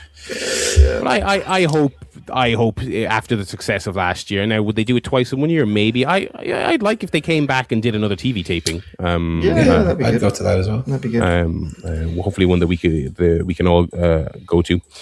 So that's the Wembo update. Paul, what is the story on the Fantasy League coming out of the first pape? And I think this is going to be a pape with a lot of Davey. It's actually out of Infinity bonuses coming everyone's way, I would imagine. So we don't have the 5-star bonuses in quite yet. Not yet. What matches do we expect might tickle the star ratings? Will MJF Hangman get the Mox to catch? Will Hangman MJF get the trademarked? I don't like this kind of match, but 5 stars. I watched a clip of Observer Radio on the TikTok. And I know Alvarez didn't like it as much. Alvarez didn't like it, and I think Dave was mainly going on about the stipulation. He's very down on the stipulation. Now, I don't think he'd let that colour his enjoyment of the match. But I don't think that main event. No, I don't think so. You think Takeshita Mox? I think Takeshita Mox will do Andrade Bandito. I would love to get, because that obviously that's one of those funny ones. That's one of those funny ones where it was great, but you go in no universe is that 5, but it would. No, that's 4. Don't worry, that'll be 4 3/4. Okay, I put the holiday money on it. I think Bucks FTR, because he'll. Oh yeah. Dave will any Bucks match that's good. He's going to give a fuck. Yeah. I just feel like it. Also, wasn't he live for this? Did he? No, that was Dynamite. No, he was at Dynamite. Okay. Hilariously, his little head poking up, lingering behind Okada. Yeah. So funny. Getting to the points anyway. We had one big winner, which was old Towner, Joe Boy, who's flown into the lead here.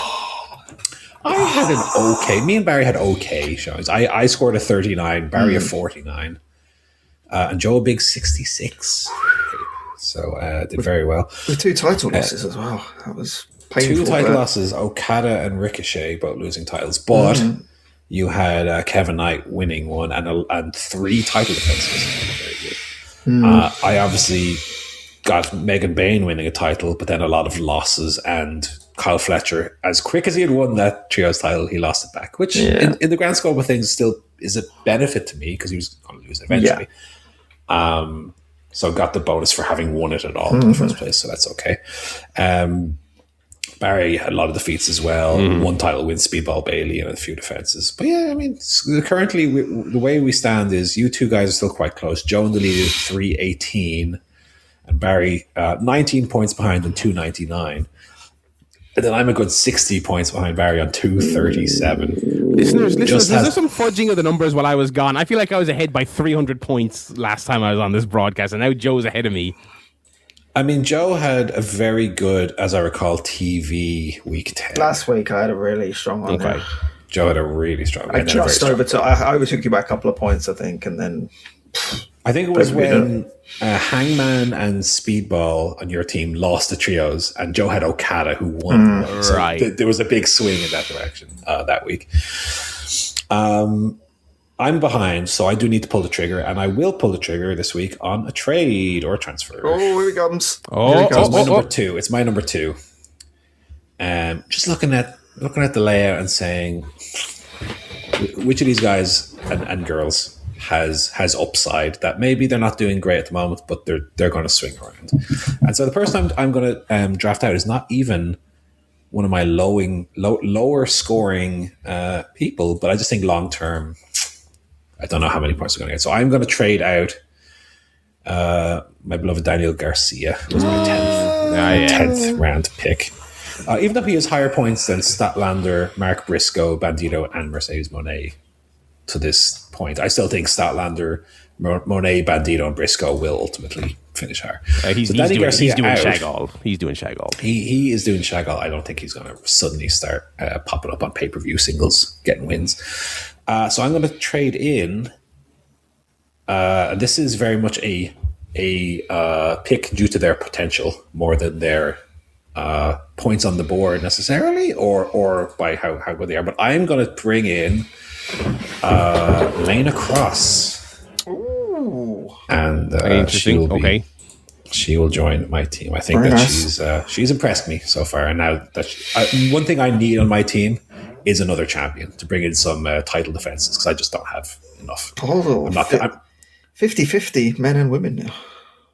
I will have 5 men, 5 women. But one thing I need is a champion. So really it was like Jack Perry or Mystico or Lana Cross. Those are my 3 choices. And I do think Lana and Megan Bain, who's a workhorse, I think they'll have a lot of collision matches against. Bain was the shift in, and whoever. Yeah, the inspiration. So though that's my trade. Garcia out for Cross. Good trade. Good move. Thank you. And that's why I'm glad we made the change that people who are champions get a little bonus ski. For sure, champions. So you can make moves like that.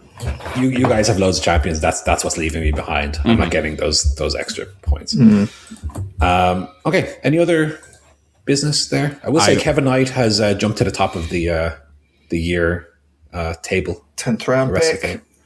Yeah. Great pick by Joe. 58 points, Kevin Knight.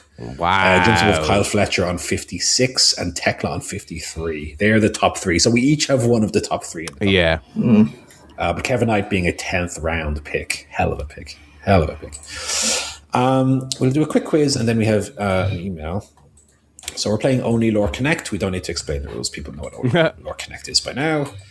We've got 6 categories as normal. And can we work out what the connecting criteria are at play here? So we have 6 rounds. I'm going to say that Barry can go first this week. Okay. Barry, would you like 1, 2, 3, 4, 5, or 6? 6. 6. Okay, number 1, we have Batista versus Chris Jericho, Cyber Sunday 2008.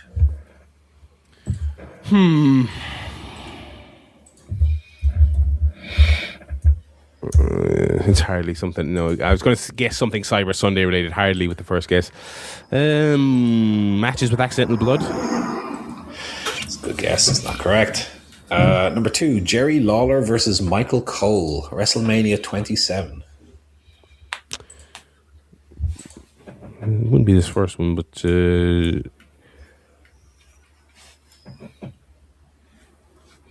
okay. Matches where announcers were involved in some capacity. It's a good guess, but it's not correct, I'm afraid. Number 3, Undertaker versus Kane, Judgment Day 1998. My logic there on that first one was I was assuming it was one of those Cyber Sundays where like Coachman was one of the options or some shit like that. Which Undertaker Kane from 98? Judgment Day 1998. Judgment Day. Special referee matches? Can't give it to you. Number 4, Goldberg versus Brock Lesnar, WrestleMania 20. Matches where Steve Austin was the guest referee. 1 point for you. I should have gotten that. I should have gotten that earlier. Fuck, that's annoying. Jerry Lawler, Michael Cole, WrestleMania, of course. Steve Austin was the guest referee. And Batista, Chris Jericho, Cyber Sunday. You might not remember that one, but Steve Austin was, I guess, voted as the guest referee for that. Yes. I don't remember exactly. 1 point for Barry. Joe, 1, 2, 3, 4, 5. 1. AA. Initials of the Four Horsemen. It's not correct, I'm afraid. I think I might know what this is. Number 2, AA.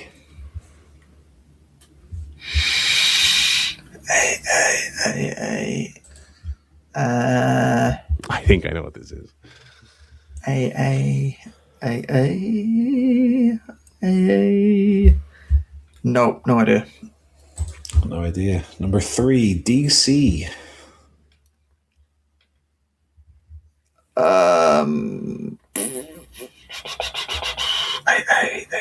DC.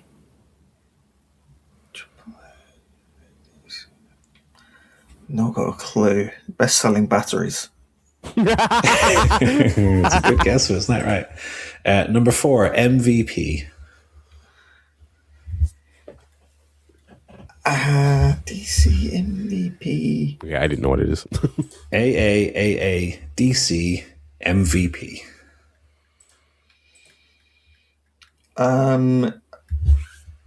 Are these... Oh, God. No, I have no idea. DC, Dave. MVP. I have to pass. He's passing it. Barry, do you have a guess? No, up until that last one, I was thinking, is it wrestling promotions minus a letter in their acronym? AEW, AAA, but no. No, I don't know. Okay, I also threw in AA as the first option because I thought you might think that was to do with John Cena's finishing move. No, these are initials, but they're initials of AEW managers. So DC would be Don Callis. MVP, Callis. Of course. MVP. And then Alex Abrahantes and Aaron Anderson. Of course. Are both AA. So a little double AA as well to throw you off. So no points on that one, I'm afraid. Barry, 2, 3, 4, 5. 4. Victoria.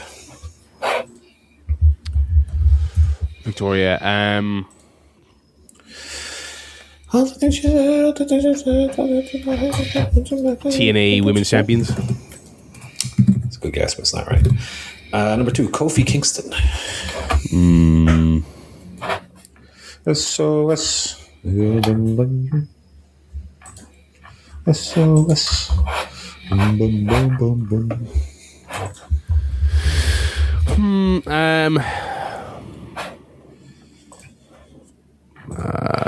Look. People voted most underrated. It's a very good guess, actually, but it's not right. Number 3, Paul London.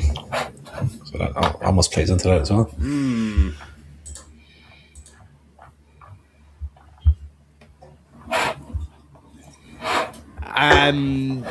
Wrestlers with British place names in their names. It's a very good guess, but I'm afraid it's not correct. Number 4, Air Paris. Wrestlers with names based on locations. I will give it to you. It's wrestlers who share their names with capital cities. The capital cities, okay. Victoria is the capital of the Seychelles. Kingston, of course, the capital of Jamaica. Yes, London and Paris. We don't explain those ones away. So 1 point for Barry again, 2-0. And Joe, you have a go in hand. So do you want 2, 3, or 4? Or sorry, 2, 3, or 5? 3. 3. Jeff Hardy. Matt Hardy tag team partners. Good guess. Not correct. Number 2, Shawn Michaels.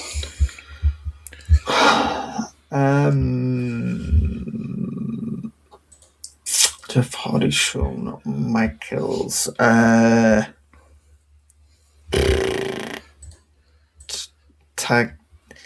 tag team champions of... No, he wasn't a tag team champion. I don't know. They've all...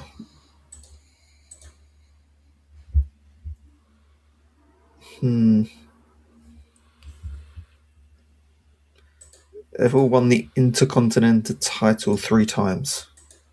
No, I'm afraid not. And you'll see why in a second. Number 3, John Cena.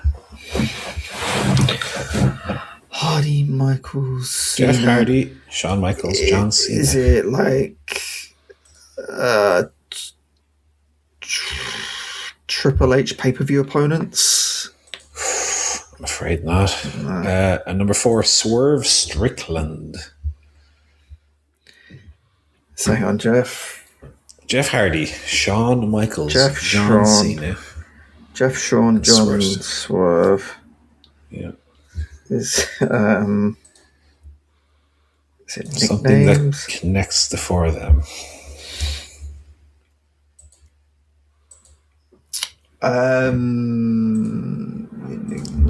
Jeff Hardy, Swerve Strickland, John Cena. Swerve. Something that connects not only those 4, but notably those 4. I think of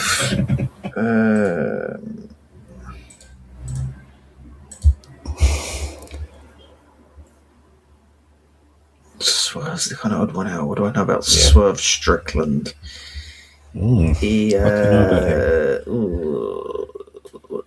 managed by Prince Nana. Yes. What else? Swerve Strickland. He's a mogul. Doesn't help. They all wear chains. No, I have no idea. I can't give you that. Wear chains. Barry, any idea for the steal? Tag team champions who feuded with their partners. No. I forgot that we played this before. I gave you like an extra hint. Clue, and then I forgot to do that for the initials and managers ones. So I'll open this one up. Anyway. This is specifically to do with not necessarily anything they do in ring, but maybe prior to in ring.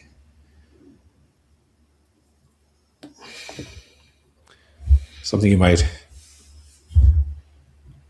They will sing their own theme song. He's got it.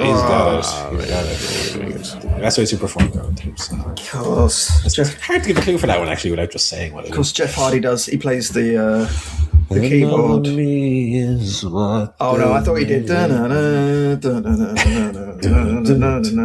the guild keyboard. Jeff Hardy and TNA. Yeah. His own theme song. Infamously, I would say, rather than famously. Okay, so scores 2-1 to Barry. With 2 left, Barry, do you want 2 or 5 here? 5. 5. Chris Benoit. Sorry to bring him up, folks. Good God. Chris Benoit. It is not, I'll say, wrestlers who committed heinous. Okay. Jimmy Snooker. Okay, what else do we think of about this guy? Canadians?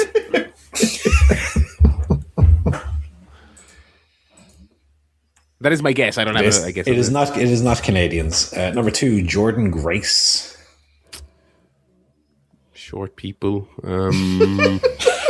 Short, overly muscular people.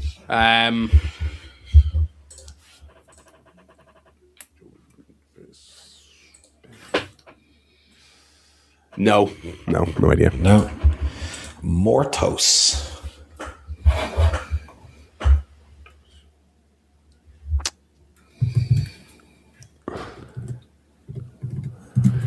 Nicknames beginning with the. It is not, I'm afraid. And then 4th for 1 point, Timeless Tony. Timeless Tony. So he just said Mortos. So I'm assuming there's a reason he's not saying the Beast. And then Timeless Tony Storm. Chris Ben. Wrestlers whose nicknames are also gladiators. I'm afraid not. Joe, do you know? Steel. Quickly tell me them again. Jordan Grace. Chris Benoit, Jordan Grace, Mortos, and Timeless Tony. Tony, Storm Grace, Tony Jordan, Benoit. Fuck. No, I can't think. Okay, we'll give the clue and we'll throw it open. Try it out for now. It is to do with their nicknames. Okay.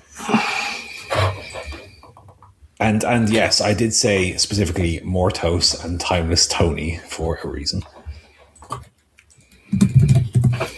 So Timeless Tony would be blank. Storm. Orm. Oh, the X-Men. They're the X-Men.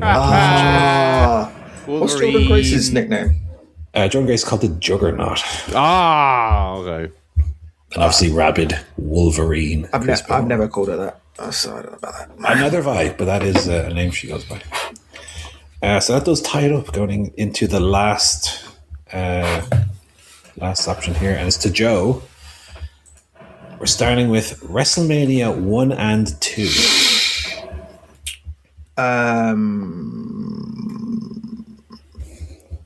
WrestleMania 1 and 2.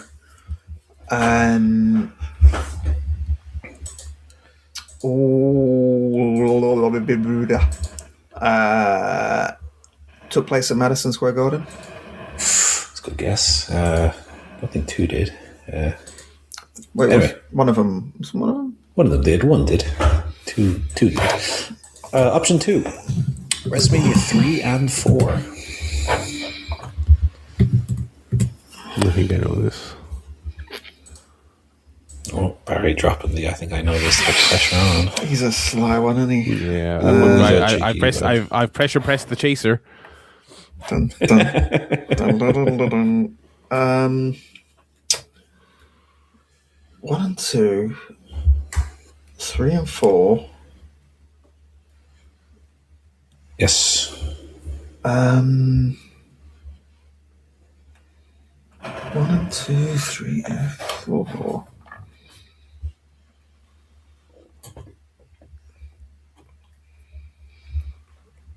God, I'm trying to think what was.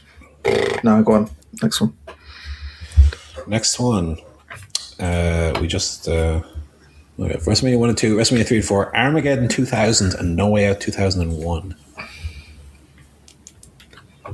No, I don't know this one. Armageddon 2000, No Way Out 2001.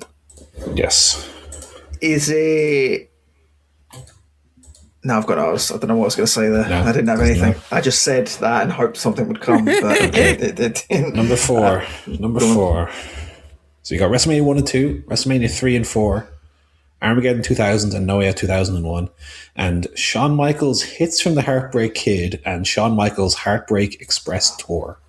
Oh, are these tagged classics? He's got it. It's tagged classics. Very good. Very good. I think I have that No Way Out one within arm's reach, I think. There you go. So that's what that was. Silver Vision tag classic releases. Barry's going to check if he has one of those literally next to him. That's what I was. So Joe, 3 points. Very good. Very good. Oh, it's a tricky one. It was a tricky one. As you try and come up with more and more of them, you do get a little bit trickier. But we wait with bated breath to see what Barry returns with, or if he returns at all. Oh, there he is. All that messing around. I have like all of like 2000 and some of 99, but I don't have Armageddon on the way out. Dang. Quickly, I have an email, and it's quite a long one, so I'm going to breeze through it here. We asked for this a lot. We do have a live Revolution 2026. Oh, very good, very good. From Enrique, who is our listener of the week. He says, hi guys, just wanted to report back that I did attend this year's Revolution show. Nice. But this time, managed to bring along 3 more people of various degrees of fandom. Oh, okay. Which is an interesting social experiment. One being my brother, who watched bits during the Attitude and Hogan era. One who watches current WWE, and some CMLL and indie stuff. What a strange Venn diagram that is. Was at their last indie date for the Motor City Machine Guns before they signed with WWE, and was at a lucha show called Mexico DF. Also at the Raw debut on Netflix, where he was pissed that he saw 4 matches in 3 hours. I mean, that's what you get with them, unfortunately. And one who was a big classic guy into AWA and NWA and a Cornet podcast enjoyer. Don't hold that against him, though, as he likes to laugh at it, but it does feed into his "it used to be better" sensibilities. He sat through all 13 matches / 5.5 hours and genuinely flowed nicely in person because of the energy of the crowd, except for one match, which he gets into later. I do think the Costco guy's opening was a brilliant move, despite my brother and current guy not having an idea who the fuck the Costco guy even was, but they bought into everything. They're probably rizzed up by the Rizzler, I'm thinking. Shocked at the level of physicality Wayne Brady got into. We didn't touch on Wayne Brady's involvement. He was there ringside during that match. No idea. I think he's on the American version of Whose Line Is It Anyway? Oh God. Immediately, we're shocked that Willow was on the pre-show because how loud the crowd got when her music hit. And then confused that not only would she be back on the show, but back against the exact same person she just wrestled with a partner. It's true. They legitimately were overexcited children for the Battle Royal, though. Just to see all the flips and dives, the high impact moves blew their minds. I mean, if that's kind of your first exposure to the, I mean, you're not getting the AW style from the Costco guy match, and Willow Lena, I guess, was a different style match. So this I guess would be the first exposure to like Ricochet going out and doing his mad moves. Must have been like when they grew up playing the NES, and then someone put on a current gen game of like, oh my god, how advanced! This is how advanced things have gotten. Yeah, the one guy they loved was Commander. Yeah, definitely plays into that. And they marveled at how the crowd loved Roosh, and each guy obviously got bonus points as they were Mexican like us. We didn't talk as well. Leo Rush has a new gimmick where he's like a little gremlin or something.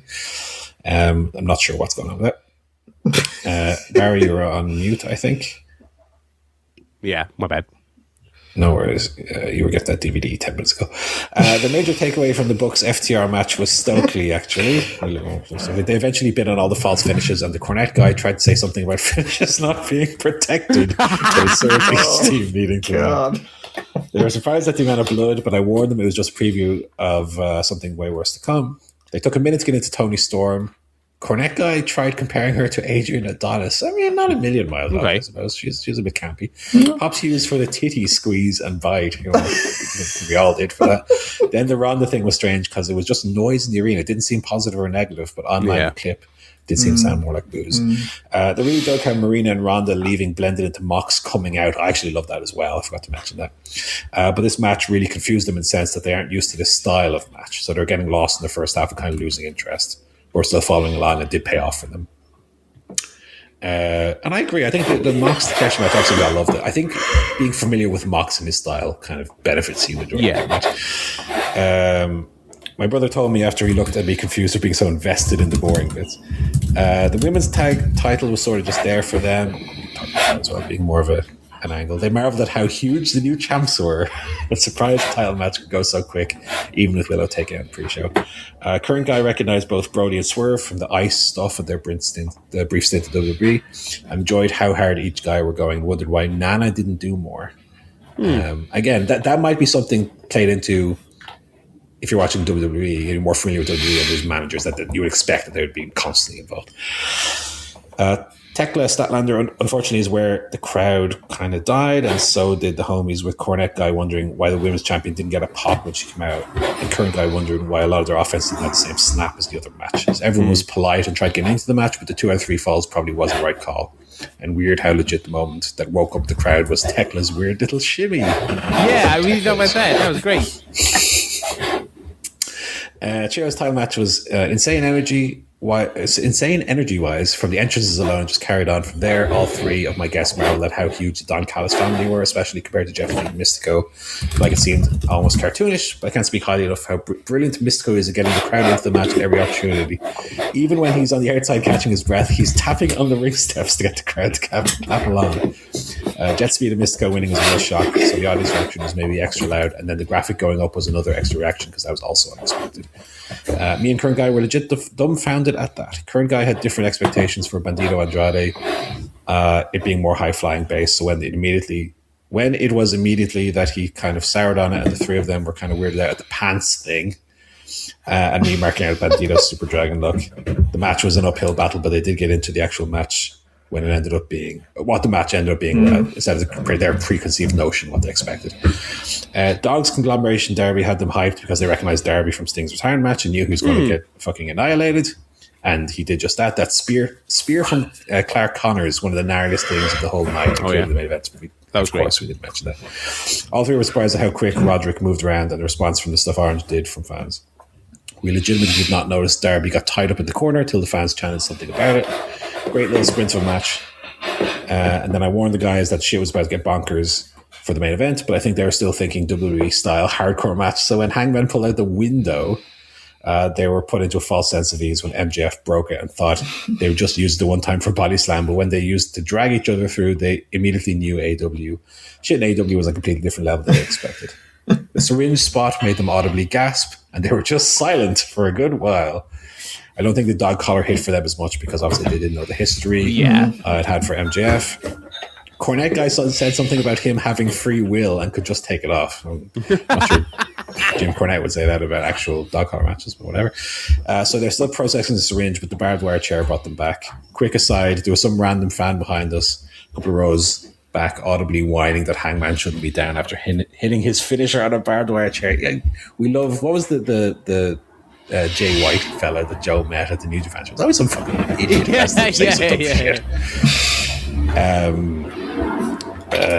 The spot off the stage was directly on our side of the arena, so that was cool. And at one point, the current guy asked me who I thought would win, and I genuinely had no idea. But during that spot, I thought, maybe they're going to do a draw. That's how they'd be able to get out of Hangman no longer being able to challenge for the title.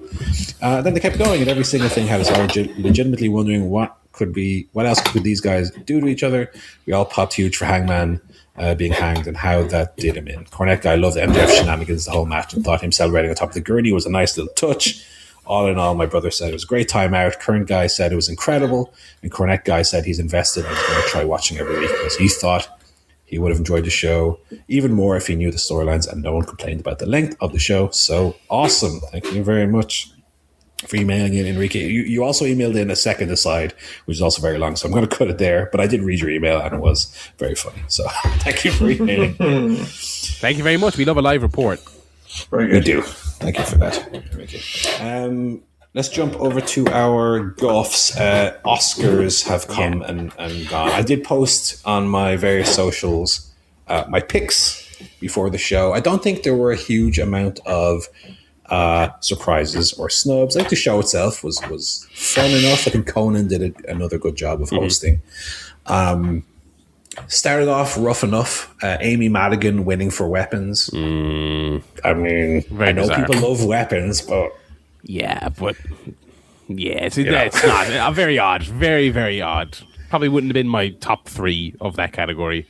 No. And then K-pop Demon Hunters winning animated. I mean, I understand that one because that's been such a phenomenon. It's a fine, okay movie. I think there were better stuff out there, but in terms of popularity, that one was always going to win. And then everything else was pretty, I mean, the better movies of this year being Sinners, One Battle After Another, Mary Supreme, Sentimental Value. I mean, for me, any of those winning, I would have been perfectly okay with it. I mean, for me, it's splitting hairs a little bit. Maybe Michael B. Jordan was a little... granted, Michael B. Jordan was really good in Sinners, so it's not like this horrible, like, how did I give it to that guy? We're just, But I would have liked to see, like, Ethan Hawke. Ethan Hawke, yeah. Far and away the better option there. Good to see Jessie Buckley win, obviously. Of course, yeah. Very deserved. You had... who won Best Supporting? Sean Penn.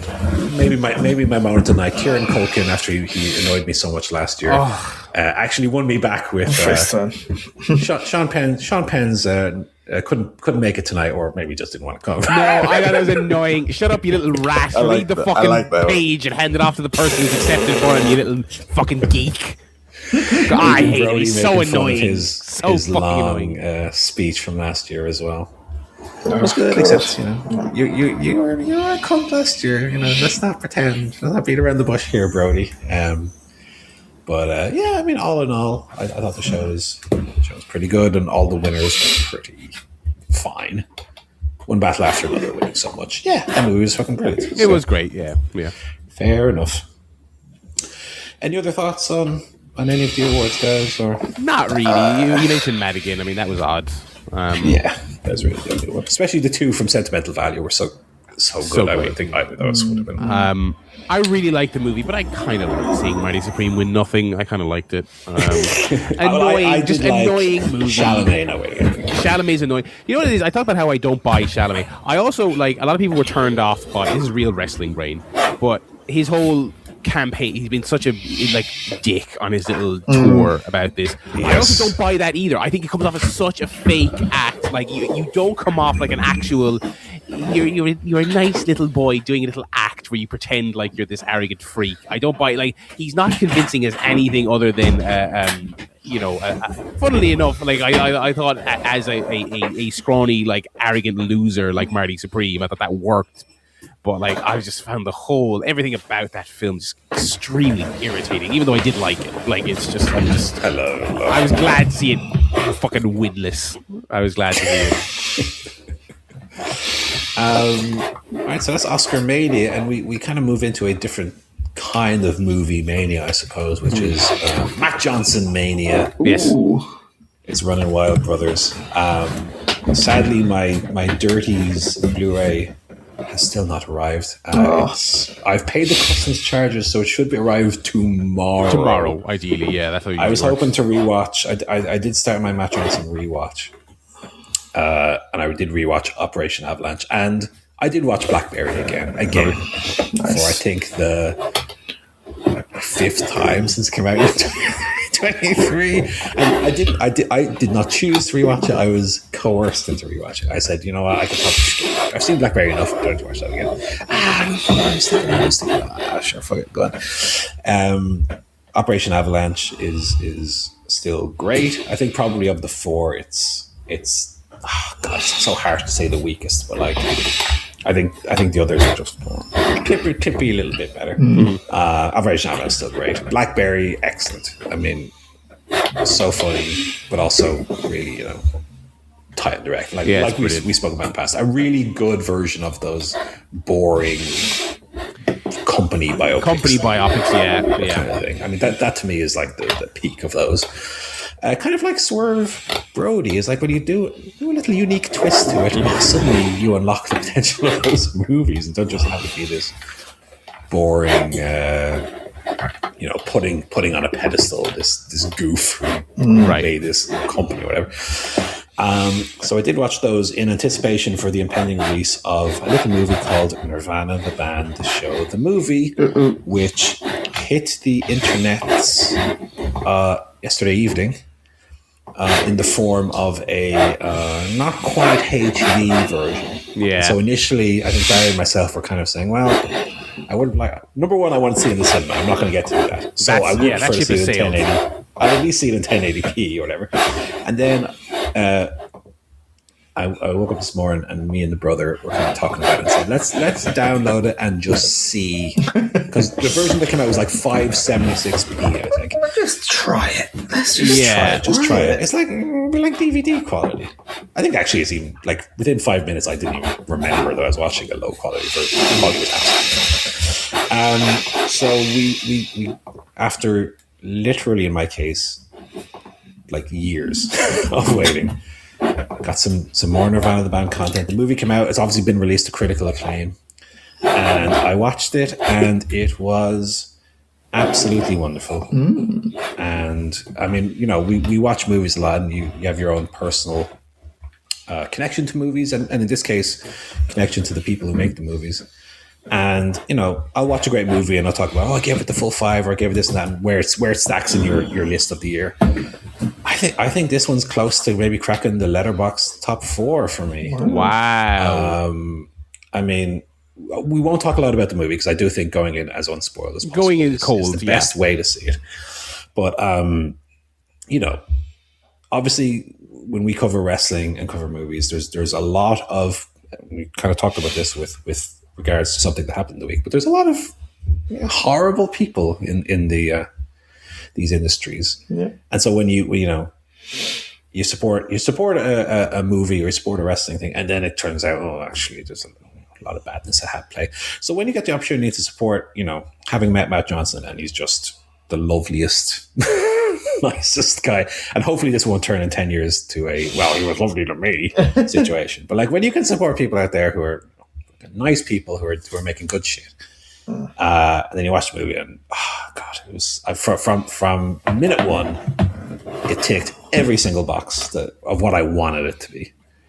I thought it was hilarious. It was the kind of movie that must have been an absolute nightmare to make. Yeah. Which is funny because when you hear like low budget indie comedy, you're thinking, okay, this is going to be very like basic stuff. But when you reverse engineer everything that happens in the movie, it must be like the most complicated spider web of, well, this happened. Reading the Wikipedia page, like filming section, is just insanity in terms of how, obviously without saying any specific scenes, but it's like, this was made with no permits. Right. This was made with unknowing public people who, and so on and so forth. But it's hilarious. It's, I think, when you hear a movie, the TV show, immediately there's a wall put up where it's like, well, I don't watch that TV show, so that movie's not for me. But I think this is generic enough that someone who's never seen the show, this could be your in. Yes. And then if you enjoy this, you have, now I have 2 seasons of a TV show to watch that I could equally enjoy. But it's like general enough that anyone could kind of get the gist of what's going on. But also it hits like I hesitate to say sentimental, but like there's like a real like meaning to the movie and a real theme to the movie that they hit without it ever becoming like melodramatic slop. It's very, very sincere as well as being this hilarious, crazy parody movie almost of a very specific movie that, again, we don't want to spoil anything here. But I loved every minute of it. It still kind of hasn't quite settled yet to the point that I threw a score on Letterboxd, but it still hasn't quite settled to the point where I definitely need to like watch it again. There is little Easter eggs in there for people who have followed the web series and the show. You have the like little callbacks and the little Easter eggs and so on that are just so good. I loved it. I mean, immediately the thing I referenced was the Red Letter Media Force Awakens review, where they come in after watching Force Awakens at 4 a.m, and so class and just says, "I loved it. It was everything I hoped it would be."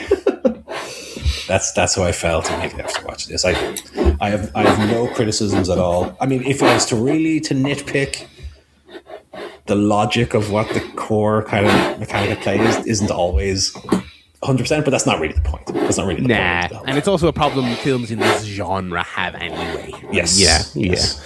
I did also watch it. I loved it. I pretty much echo most of what Paul said. I mean, it was hilarious, and just like watching the show, you're kind of dumbfounded at various parts. You go, this is so ambitious and clever, and I sincerely don't know how you did it. Or if I was to rack my brains around how you did it, I could understand it, but it must have been so painstakingly difficult to do. It's really, really great. It's got tons of belly laughs, and they stitch it all together with a lot of great heart. I loved it. I wish. I mean, this is just the nature of indie filmmaking in general. Like, I wish I got to see it in the cinema. I wish I got to see it in the cinema. I wish I could have rallied a load of the troops to come with me, because I do think you can absolutely just parachute in and just watch it. You don't need to have any context for the show. I think it does a great job of that stuff, of getting people, because I mean the show is such a simple premise anyway that it doesn't, you don't really need to be bought in too much. But that's just the nature of it. And I also like, even if he would forego some, I would have liked to do a fucking actual proper release that I could have watched today. It's just, it's just very frustrating in this day and age. That's still the way. I mean, obviously the big blockbusters get Universal stuff. Yeah. And then everything below that level, it's kind of every man for himself, kind of figure it out, I would imagine this is the kind of thing that's even harder to get that figured out for, because of the content of the movie to an extent. There's legalities at play, I'm sure, that make it tricky to find a distributor outside of what a normal comedy might, And it's funny because it seems like Neon bought the rights to the show, and they're going to put out one big collection on physical, which would be great. I would love, but even that, be crossing your fingers that comes to our territory again, because the show itself also stops with fair use moments and lifting this song and that song and parodying this and the other thing. Excellent. I absolutely loved it. It'll be tough to beat for my film of the year this year for sure.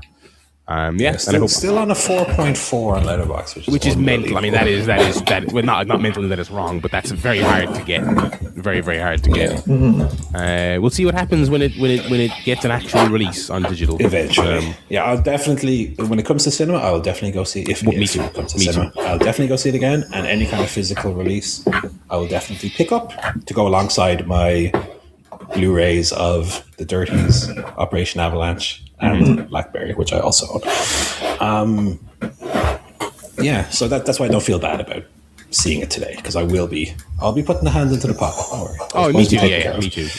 And if that box set does come our way, for sure. Similar to Operation Avalanche, which I watched again this week. Crazy value for money they're getting for their only $2 million budget for this movie. You could be easily fooled into thinking that this was a $20 million movie you're watching. They get so much out of so little. These guys in all of their movies. Blackberry the same. But this was the kind of movie that also I feel like I don't know how they do another one, because this one is so fucking crazy and conceptually so mad. How do you do a sequel to this? I don't know. But hopefully we get season 3 now before long. I know there was a talk about the fact that this movie was basically they filmed a full movie and then just scrapped it all and started over. And that apparently that in the original movie will eventually be released as like a 2-part episode of the show. Okay. In season 3. So hopefully that's season 3, I would say maybe within a year. Because I know Johnson is in post-production on Tony, which is the Anthony Bourdain biopic, which is his next one. And then he's doing the Magic the Gathering movie after that. Okay. So maybe we'll get a season 3 at some point. Great cast. Dominic Sessa from the Holdovers. And it's looking very tasty. But Nirvana, the band, the show, the movie, any listener who hasn't hopped on that show, don't take that, please, as I said, as a wall to prevent you from checking this movie out, because I think this is destined for cult classic status. Yeah, absolutely. And those are your movies, Paul, for the week? I assume so. Oh. I will say one movie I watched this week, my buzzer beater. Two films I did not get to watch before the Oscars. I just couldn't bring myself to bother watching F1, and I just didn't get around to watching Train Dreams. I will still watch that at some point because I do want to watch that. But I mean, it is very good, but I would say it's one of the less essential ones. Right. But it's a very good. It's a nice palate cleanser between some of the madder Oscar movies that were up there. The one I did squeeze in. You picked a good one to watch. You picked a very good one to watch. I did just squeeze in. It was Just an Accident. Which was nominated for original screenplay, was it? Yes, sir. I mean, again, coming in very late, one of my favorite films of last year, certainly near the top. An excellent sort of a thriller drama, kind of character study, morality play of sorts. It's from an Iranian director and writer who was a political prisoner in his past life. I don't know what his current status is. In fact, Phil shot this in Iran without permission. An intensely critical person of the government of Iran. The story basically follows a mechanic who is a family's car breaks down on outside his garage. His colleague gets them back on the road, but he suspects that the father of the family is a sadistic jailer who tormented him when he was previously held as a political prisoner. And it kind of follows him kind of rallying around other ex-prisoners to see if they can definitively identify this man and then decide what they want to do if it is in fact him. And it kind of goes from there. And I mean, it's incredibly tense at parts. It's got some kind of, it's also got a surprising amount of brevity in parts of it, and some lightness to it. And it's a phenomenal morality play. I mean, it goes so far beyond a lot of other kind of more standard, to revenge or not revenge stories. I mean, the entire final act, I mean, my heart was just in my throat. I didn't know what was going to happen or what I wanted to happen or what the ultimate conclusion of this would be. It peaks so outrageously great. I mean, it sticks the landing like so few other films. Absolutely love that. So yeah, that's a huge recommendation for It Was Just an Accident. And the only other thing I watched, I suppose technically slotting in here as a film, is I did watch the new Louis Theroux on Netflix. Inside the Manosphere, which is obviously I was about to say a critique. I mean, it's a Theroux documentary, sort of gawking at these people in this new kind of how would you even describe it? Sort of influencers for young men that lean heavy on the misogyny and things like that. If you know anything about this kind of stuff, which these days I think it's not kind of like Once Upon a Time where Louis Theroux would go and find some people at the back of beyonds, or he would go to some prison on the other side of the planet that you've no idea about, and this is more kind of like, I feel like most people in 2026 will have a broad idea of what this stuff is and the type of people who make it, and so you're not really getting any revelations on it necessarily. It does feel a little bit like you are kind of just gorping at these people, and it's stuff you could rubberneck and kind of gawk at it just by looking at your phone. Really, you know what I mean? It's got the Theroux charm.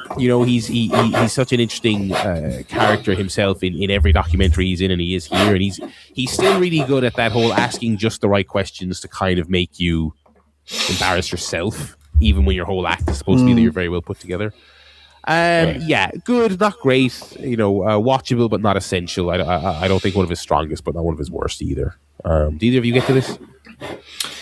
No, I've seen a few clips of the conversations, and it made me want to kill myself. So I could not sit through more than 5 minutes of these people talking. Yeah, and it's 90 minutes as well, and it's kind of like I thought it was good. I would recommend it, but I wouldn't say it with a heavy recommendation. I mean, it's like you see one clip of him going, and the rhetoric was getting all the more intense, and it's just footage from their TikTok of going, shut up, bitch. It's like you see that once, it's like, all right, you then see it 90 more times. I mean, some of the he does a good job.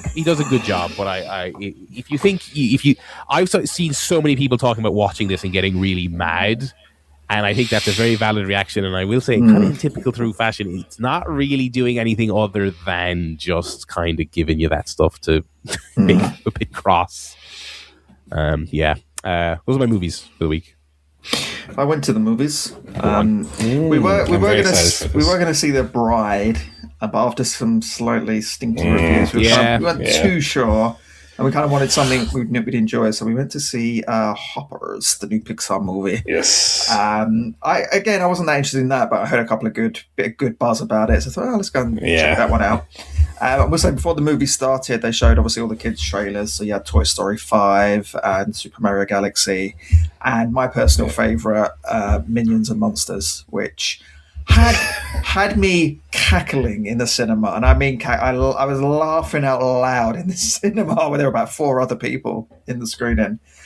So far, I cannot wait for that. I'll be seeing that on the big screen, I'll tell you that for nothing. Love the Minions. We watched Hoppers. It's a movie about a animatronic beaver. Spoilers if you didn't want to know that, but that's basically the premise.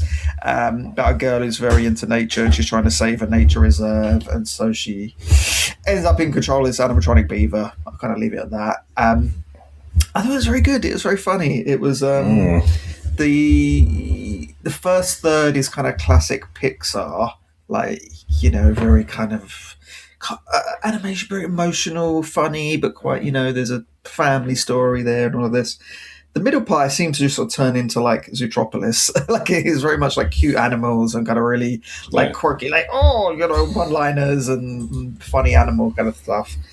Then the final third is just completely bonkers. It goes really off the rails. It's the weirdest like Pixar film I think I've ever done. Just crazy. Some of the stuff they do in that is mad. But overall, it was very funny. Enjoyed the story. Had plenty of laughs in it. Liked the characters. A very sad bit in it. It was good. It was good, if quite convoluted of how they get to like the premise. You know what I mean? I know it's a movie. Like, okay, there are other movies that are about cars that can talk and insects that can talk and toys that come to life and stuff. But you never once watching a Pixar movie think, "Oh, this isn't like believable." I believe it completely. Yeah. You completely believe the characters. You completely believe the world. You never question it. This one is a bit like they do a whole load of work to get to the premise. That's just like.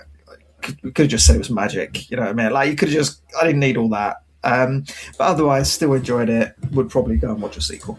So, yeah, I would definitely check it out. Yeah, I'm eating crow on that one because that was the movie that I was like, I saw the trailer for it and I couldn't believe it was Pixar. It looked so awful. And then, opposite of The Bride, all the reviews coming out are like, it's actually really lovely and funny. Yeah. So I totally throw my hands up and say, I judged the book by the cover on that one. Probably have to check it out at some point. Yeah, it's not your kind of Pixar masterpiece type film, but it's just a very funny, entertaining, kids film. Yeah.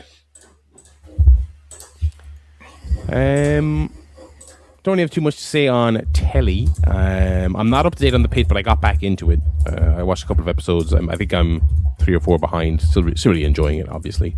And following our previous chat, I watched the 2 most recent episodes of Scrubs, and I'm still thoroughly enjoying it, Paul. I don't know if you're into it. Still absolutely watchable when I was expecting shite. Yeah, very pleasantly surprised. Funny and charming, and good new characters and good returning characters. I think it's a bit ugly. I think it's a bit of an unpleasant looking show. I will say that. Episode that's 3. Very ageist of you, but no, actually, I was just having a conversation with my wife about how well everyone's held up. So the joke's on you. Actually, no, I think visually the show is quite ugly.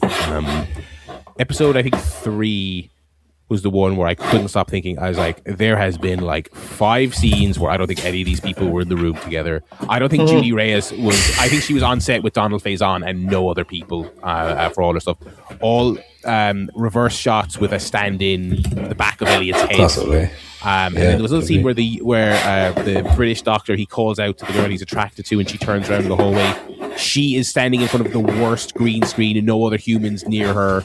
I don't know what's going on, but this seems like they either had to reshoot stuff or just couldn't get people together. And even that stuff aside, I just generally think it looks a bit. I'll throw out a thing you won't be able to unsee now, which is on the exterior shots of the hospital. You know, they go out the front door. Yeah.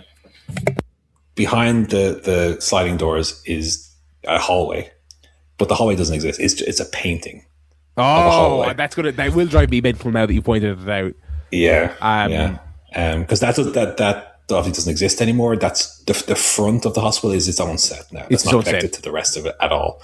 So they just have a painting on a you know when you see the illusions where it's like the inside of a mask, but it looks like the front of it when the light is shone on. They have the thing on a like slightly forward cube kind of shape. I get so it gives the impression that it's kind of going backwards. But you can tell.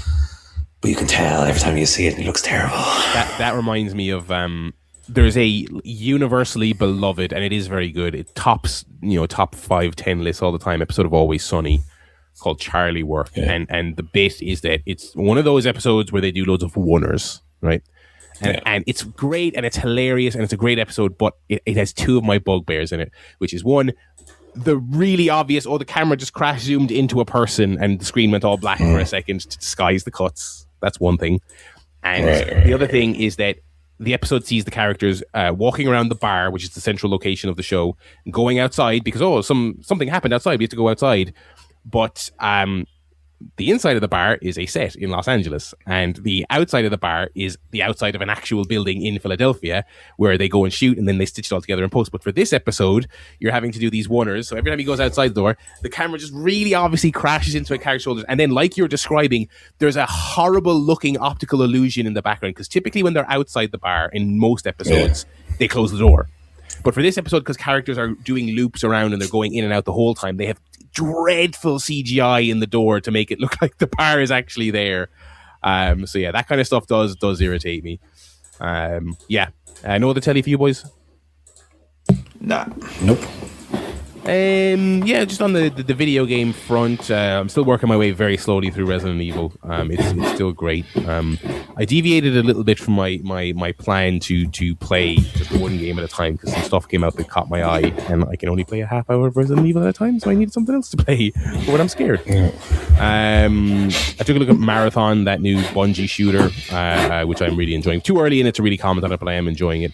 And I started Mewgenics, which is the new thing from the guy who did Binding of Isaac. It is a roguelike. Like a media involvement in that, I believe. Isn't it? Yes, yeah. So it's kind of a roguelike thing where you're building like an army of cats, and the cats can breed. And so there's if you ever played Binding of Isaac, it's like a roguelike game where kind of the appeal is there's 10 million power-ups. There's a wiki with a billion pages, and that's kind of the appeal, is every run is so different. This is similar. You've got all these different cats with all these different abilities, and so there's also hundreds, if not several hundred wacky internet celebrities have recorded meows. There's no speaking, so it's all just you can look up the credits, and it's a who's who of animation on TV and internet celebrity, big and small, have recorded meows for it, so it's very silly.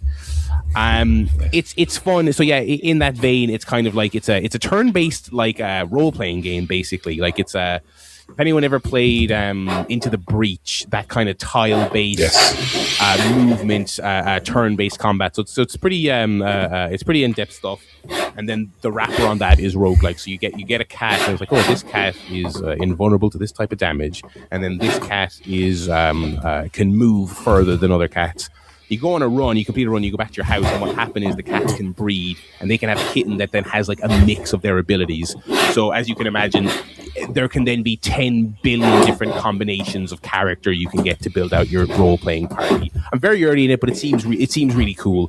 And it's one of those games, I played like 2 hours of it, and my save file when I boot up the game to pick which game I want to load still says 0%. It's like one of those games. Okay, this is like a 500-hour game probably. Like it's a game where you'll probably never see every combination of cats and every ability.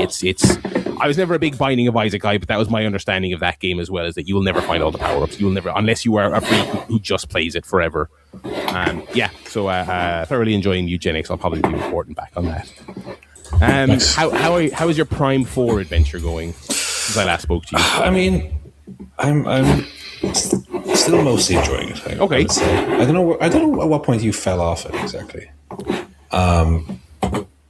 I'm at the fire level now.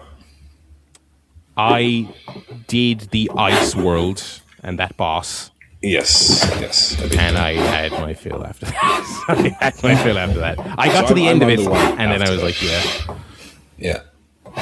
I mean, I think there's a good core of a game in there, but just full of bad decisions.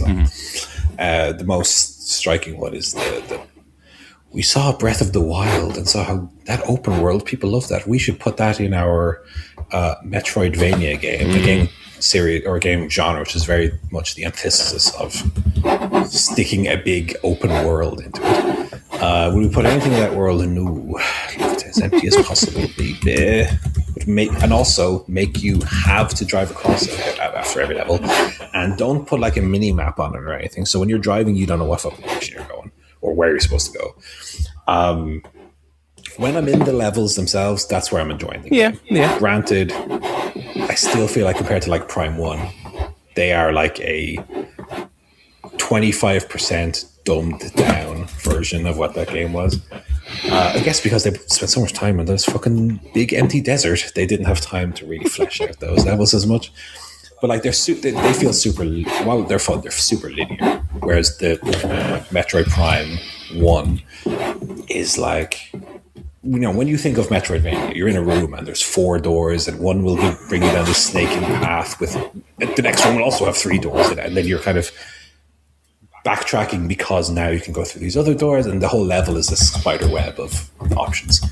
Metroid Prime 4 is very much, you open a door and there's one other door you can go through, and you follow eventually it down, and then you beat the boss. So it's a little bit more Zelda dungeon. I liken it to the pre-Breath of the Wild Zelda games. Which is all well and good, but I want my Metroid games to be Metroid games and my Zelda games to be Zelda games, please. So while I enjoy the dungeons, like I said, they're a little straightforward, they're a little, again, dumbed down in the sense of the exploration is pared way back within those themselves. And because, again, in the classic, I don't want to even say classic Metroid games, in all the Metroid games before this one, exploration is the point, because there's not specific dungeons and a specific hub world. It's just you're in this thing, and eventually you'll find an elevator that'll take you to another level or another world, but they're all like smushed together basically. And so you're just exploring and see where you can go. There's very little of that in this game. I mean, otherwise I'm enjoying it, but it's not really getting out of the 7 out of 10 range for me at best. Maybe we'll see how it goes towards the end, but it does feel like if they had reallocated some of their resources, they could have ended with something special, but there's just some really baffling decision making at play here. I think towards the end of my time that kind of did me in on it was when you get the fire chip to allow you to progress into the ice world. Back you go, all the way, drive across the boring desert. Yeah, okay, we go to that base. Yeah, a bunch of cutscenes. Yeah. Whoa, I'm flying up in space. Okay, loading. Yeah. Okay. So you slowly walk back to the annoying man. Yeah, back to him. Yeah. Watch the cutscenes. He pops in. Yeah. Okay, off we go. Oh, go all the way back to where it was. Yeah. Straight back. Yeah. Okay, brilliant. That feels specifically to justify the inclusion of the open world. Yeah. Which is, it's kind of, in my mind, not just fine. It feels bizarre to say this about a Nintendo property, but it kind of feels like when you see all these like live service games coming out of floundering, and you go, and it's because they just feel so lifeless and pointless, and it's kind of like this game, this fucking Highguard, rest in peace. This game was born because the money person said, well, I'll give you money, but you're making a fucking it wasn't born of someone's passion project to make a live service shooter. Metroid game, it doesn't feel like there was a beautiful vision for what open world Metroid could be. It feels like they were kind of like, it's 2026. We have to slap an open world on this, Yeah, and you weren't as hot as me on Dread. Dread is very much a specific vision. It's a fucking Metroid game. Yeah. That, for better or worse, that's what that is. I did reinstall that recently. Funny enough, I don't know why. I think being pissed off with Prime 4. I was like, your gripe was with the controls, and stuff. But I did like it was a good ass Metroid experience. To be fair to it, And that's kind of the thing, right? Metroid Prime is the 3D-ification of that. That's what Metroid Prime 1 does so successfully. Yeah. This is just a hot science monster of like 15 different ideas. And then to close us out, I'm also playing Pokemon LeafGreen. I mean, that's the most bog standard port you could ever expect. I didn't want to play it, but my friend Sean was like, we're playing that, aren't we? And we'll be trading. I'll give you my Haunter for your Machoke. And I'm like, whatever. So it's fine. This is like the 5th or 6th iteration, like replays, let's say, of various iterations of this game that I played. So obviously I played Red when it came out. I played Yellow when it came out. I played Pokemon Let's Go Eevee when it came out, which are all various remakes of the same game. And now I'm playing this one. It's fine. Team Rocket Battle, whatever. So I don't feel particularly strongly one way or the other. I mean, if you want to play Red and Blue, if you've never played them, this is probably a fine way to do it, I suppose. Yeah, a fine way to do it. When you played them so many times, you're now playing it again. Fair enough. But that's it for me this week. Alrighty, that was a bumper show. Just as I was getting ready to wrap up this broadcast here, I found a Paddy's Day float image that Joe might appreciate. This is the caliber of things we're dealing with. I just sent it to the group there. This is the good stuff. That's real Paddy's Day right there. A Facebook post printed off and put on the front of a. It's just missing a minion sticking his head up at the bottom of the image. The tractor. Yeah, on a tractor really puts it over the top. Anyway, folks, thank you very much for listening to this bumper edition of the show. We'll be back. Unfortunately, I will be away again next week. So the boys are going to have to soldier on. He's without on that me. CMLL dual contract. Yeah, I'm on the dual contract. Yeah, so I will be out of commission next week, but I will hopefully be back the week after. And we'll follow up with what's the next pape? Dynasty. So which is already taking shape. So we'll have that. I'm sure we'll have more Pokemon and Metroid updates, and I'll try and squeeze in some games in my off time as well to report back on. Thank you very much for listening, folks. ChairShotPodcast.com is where you can go to send us an email, like Enrique did earlier on this broadcast. Hell yeah! And it's also where you can go to check the Fantasy League in real time as well, updated by the comeback of all comebacks. Listen, it's getting competitive. It's getting competitive. You know, I mean, Joe's overtaking me, and you are not that far behind. Joe wants that fucking. He can't be the only one without it. Posted to him. He cannot be the only one without it. It consumes it. This year is the year. Folks, thank you so much for listening. Hope you enjoy the rest of your week, and we'll be talking to you all very, very soon. It's goodbye from me, Barry. It's goodbye from Paul. Goodbye. And goodbye from Joe. Goodbye.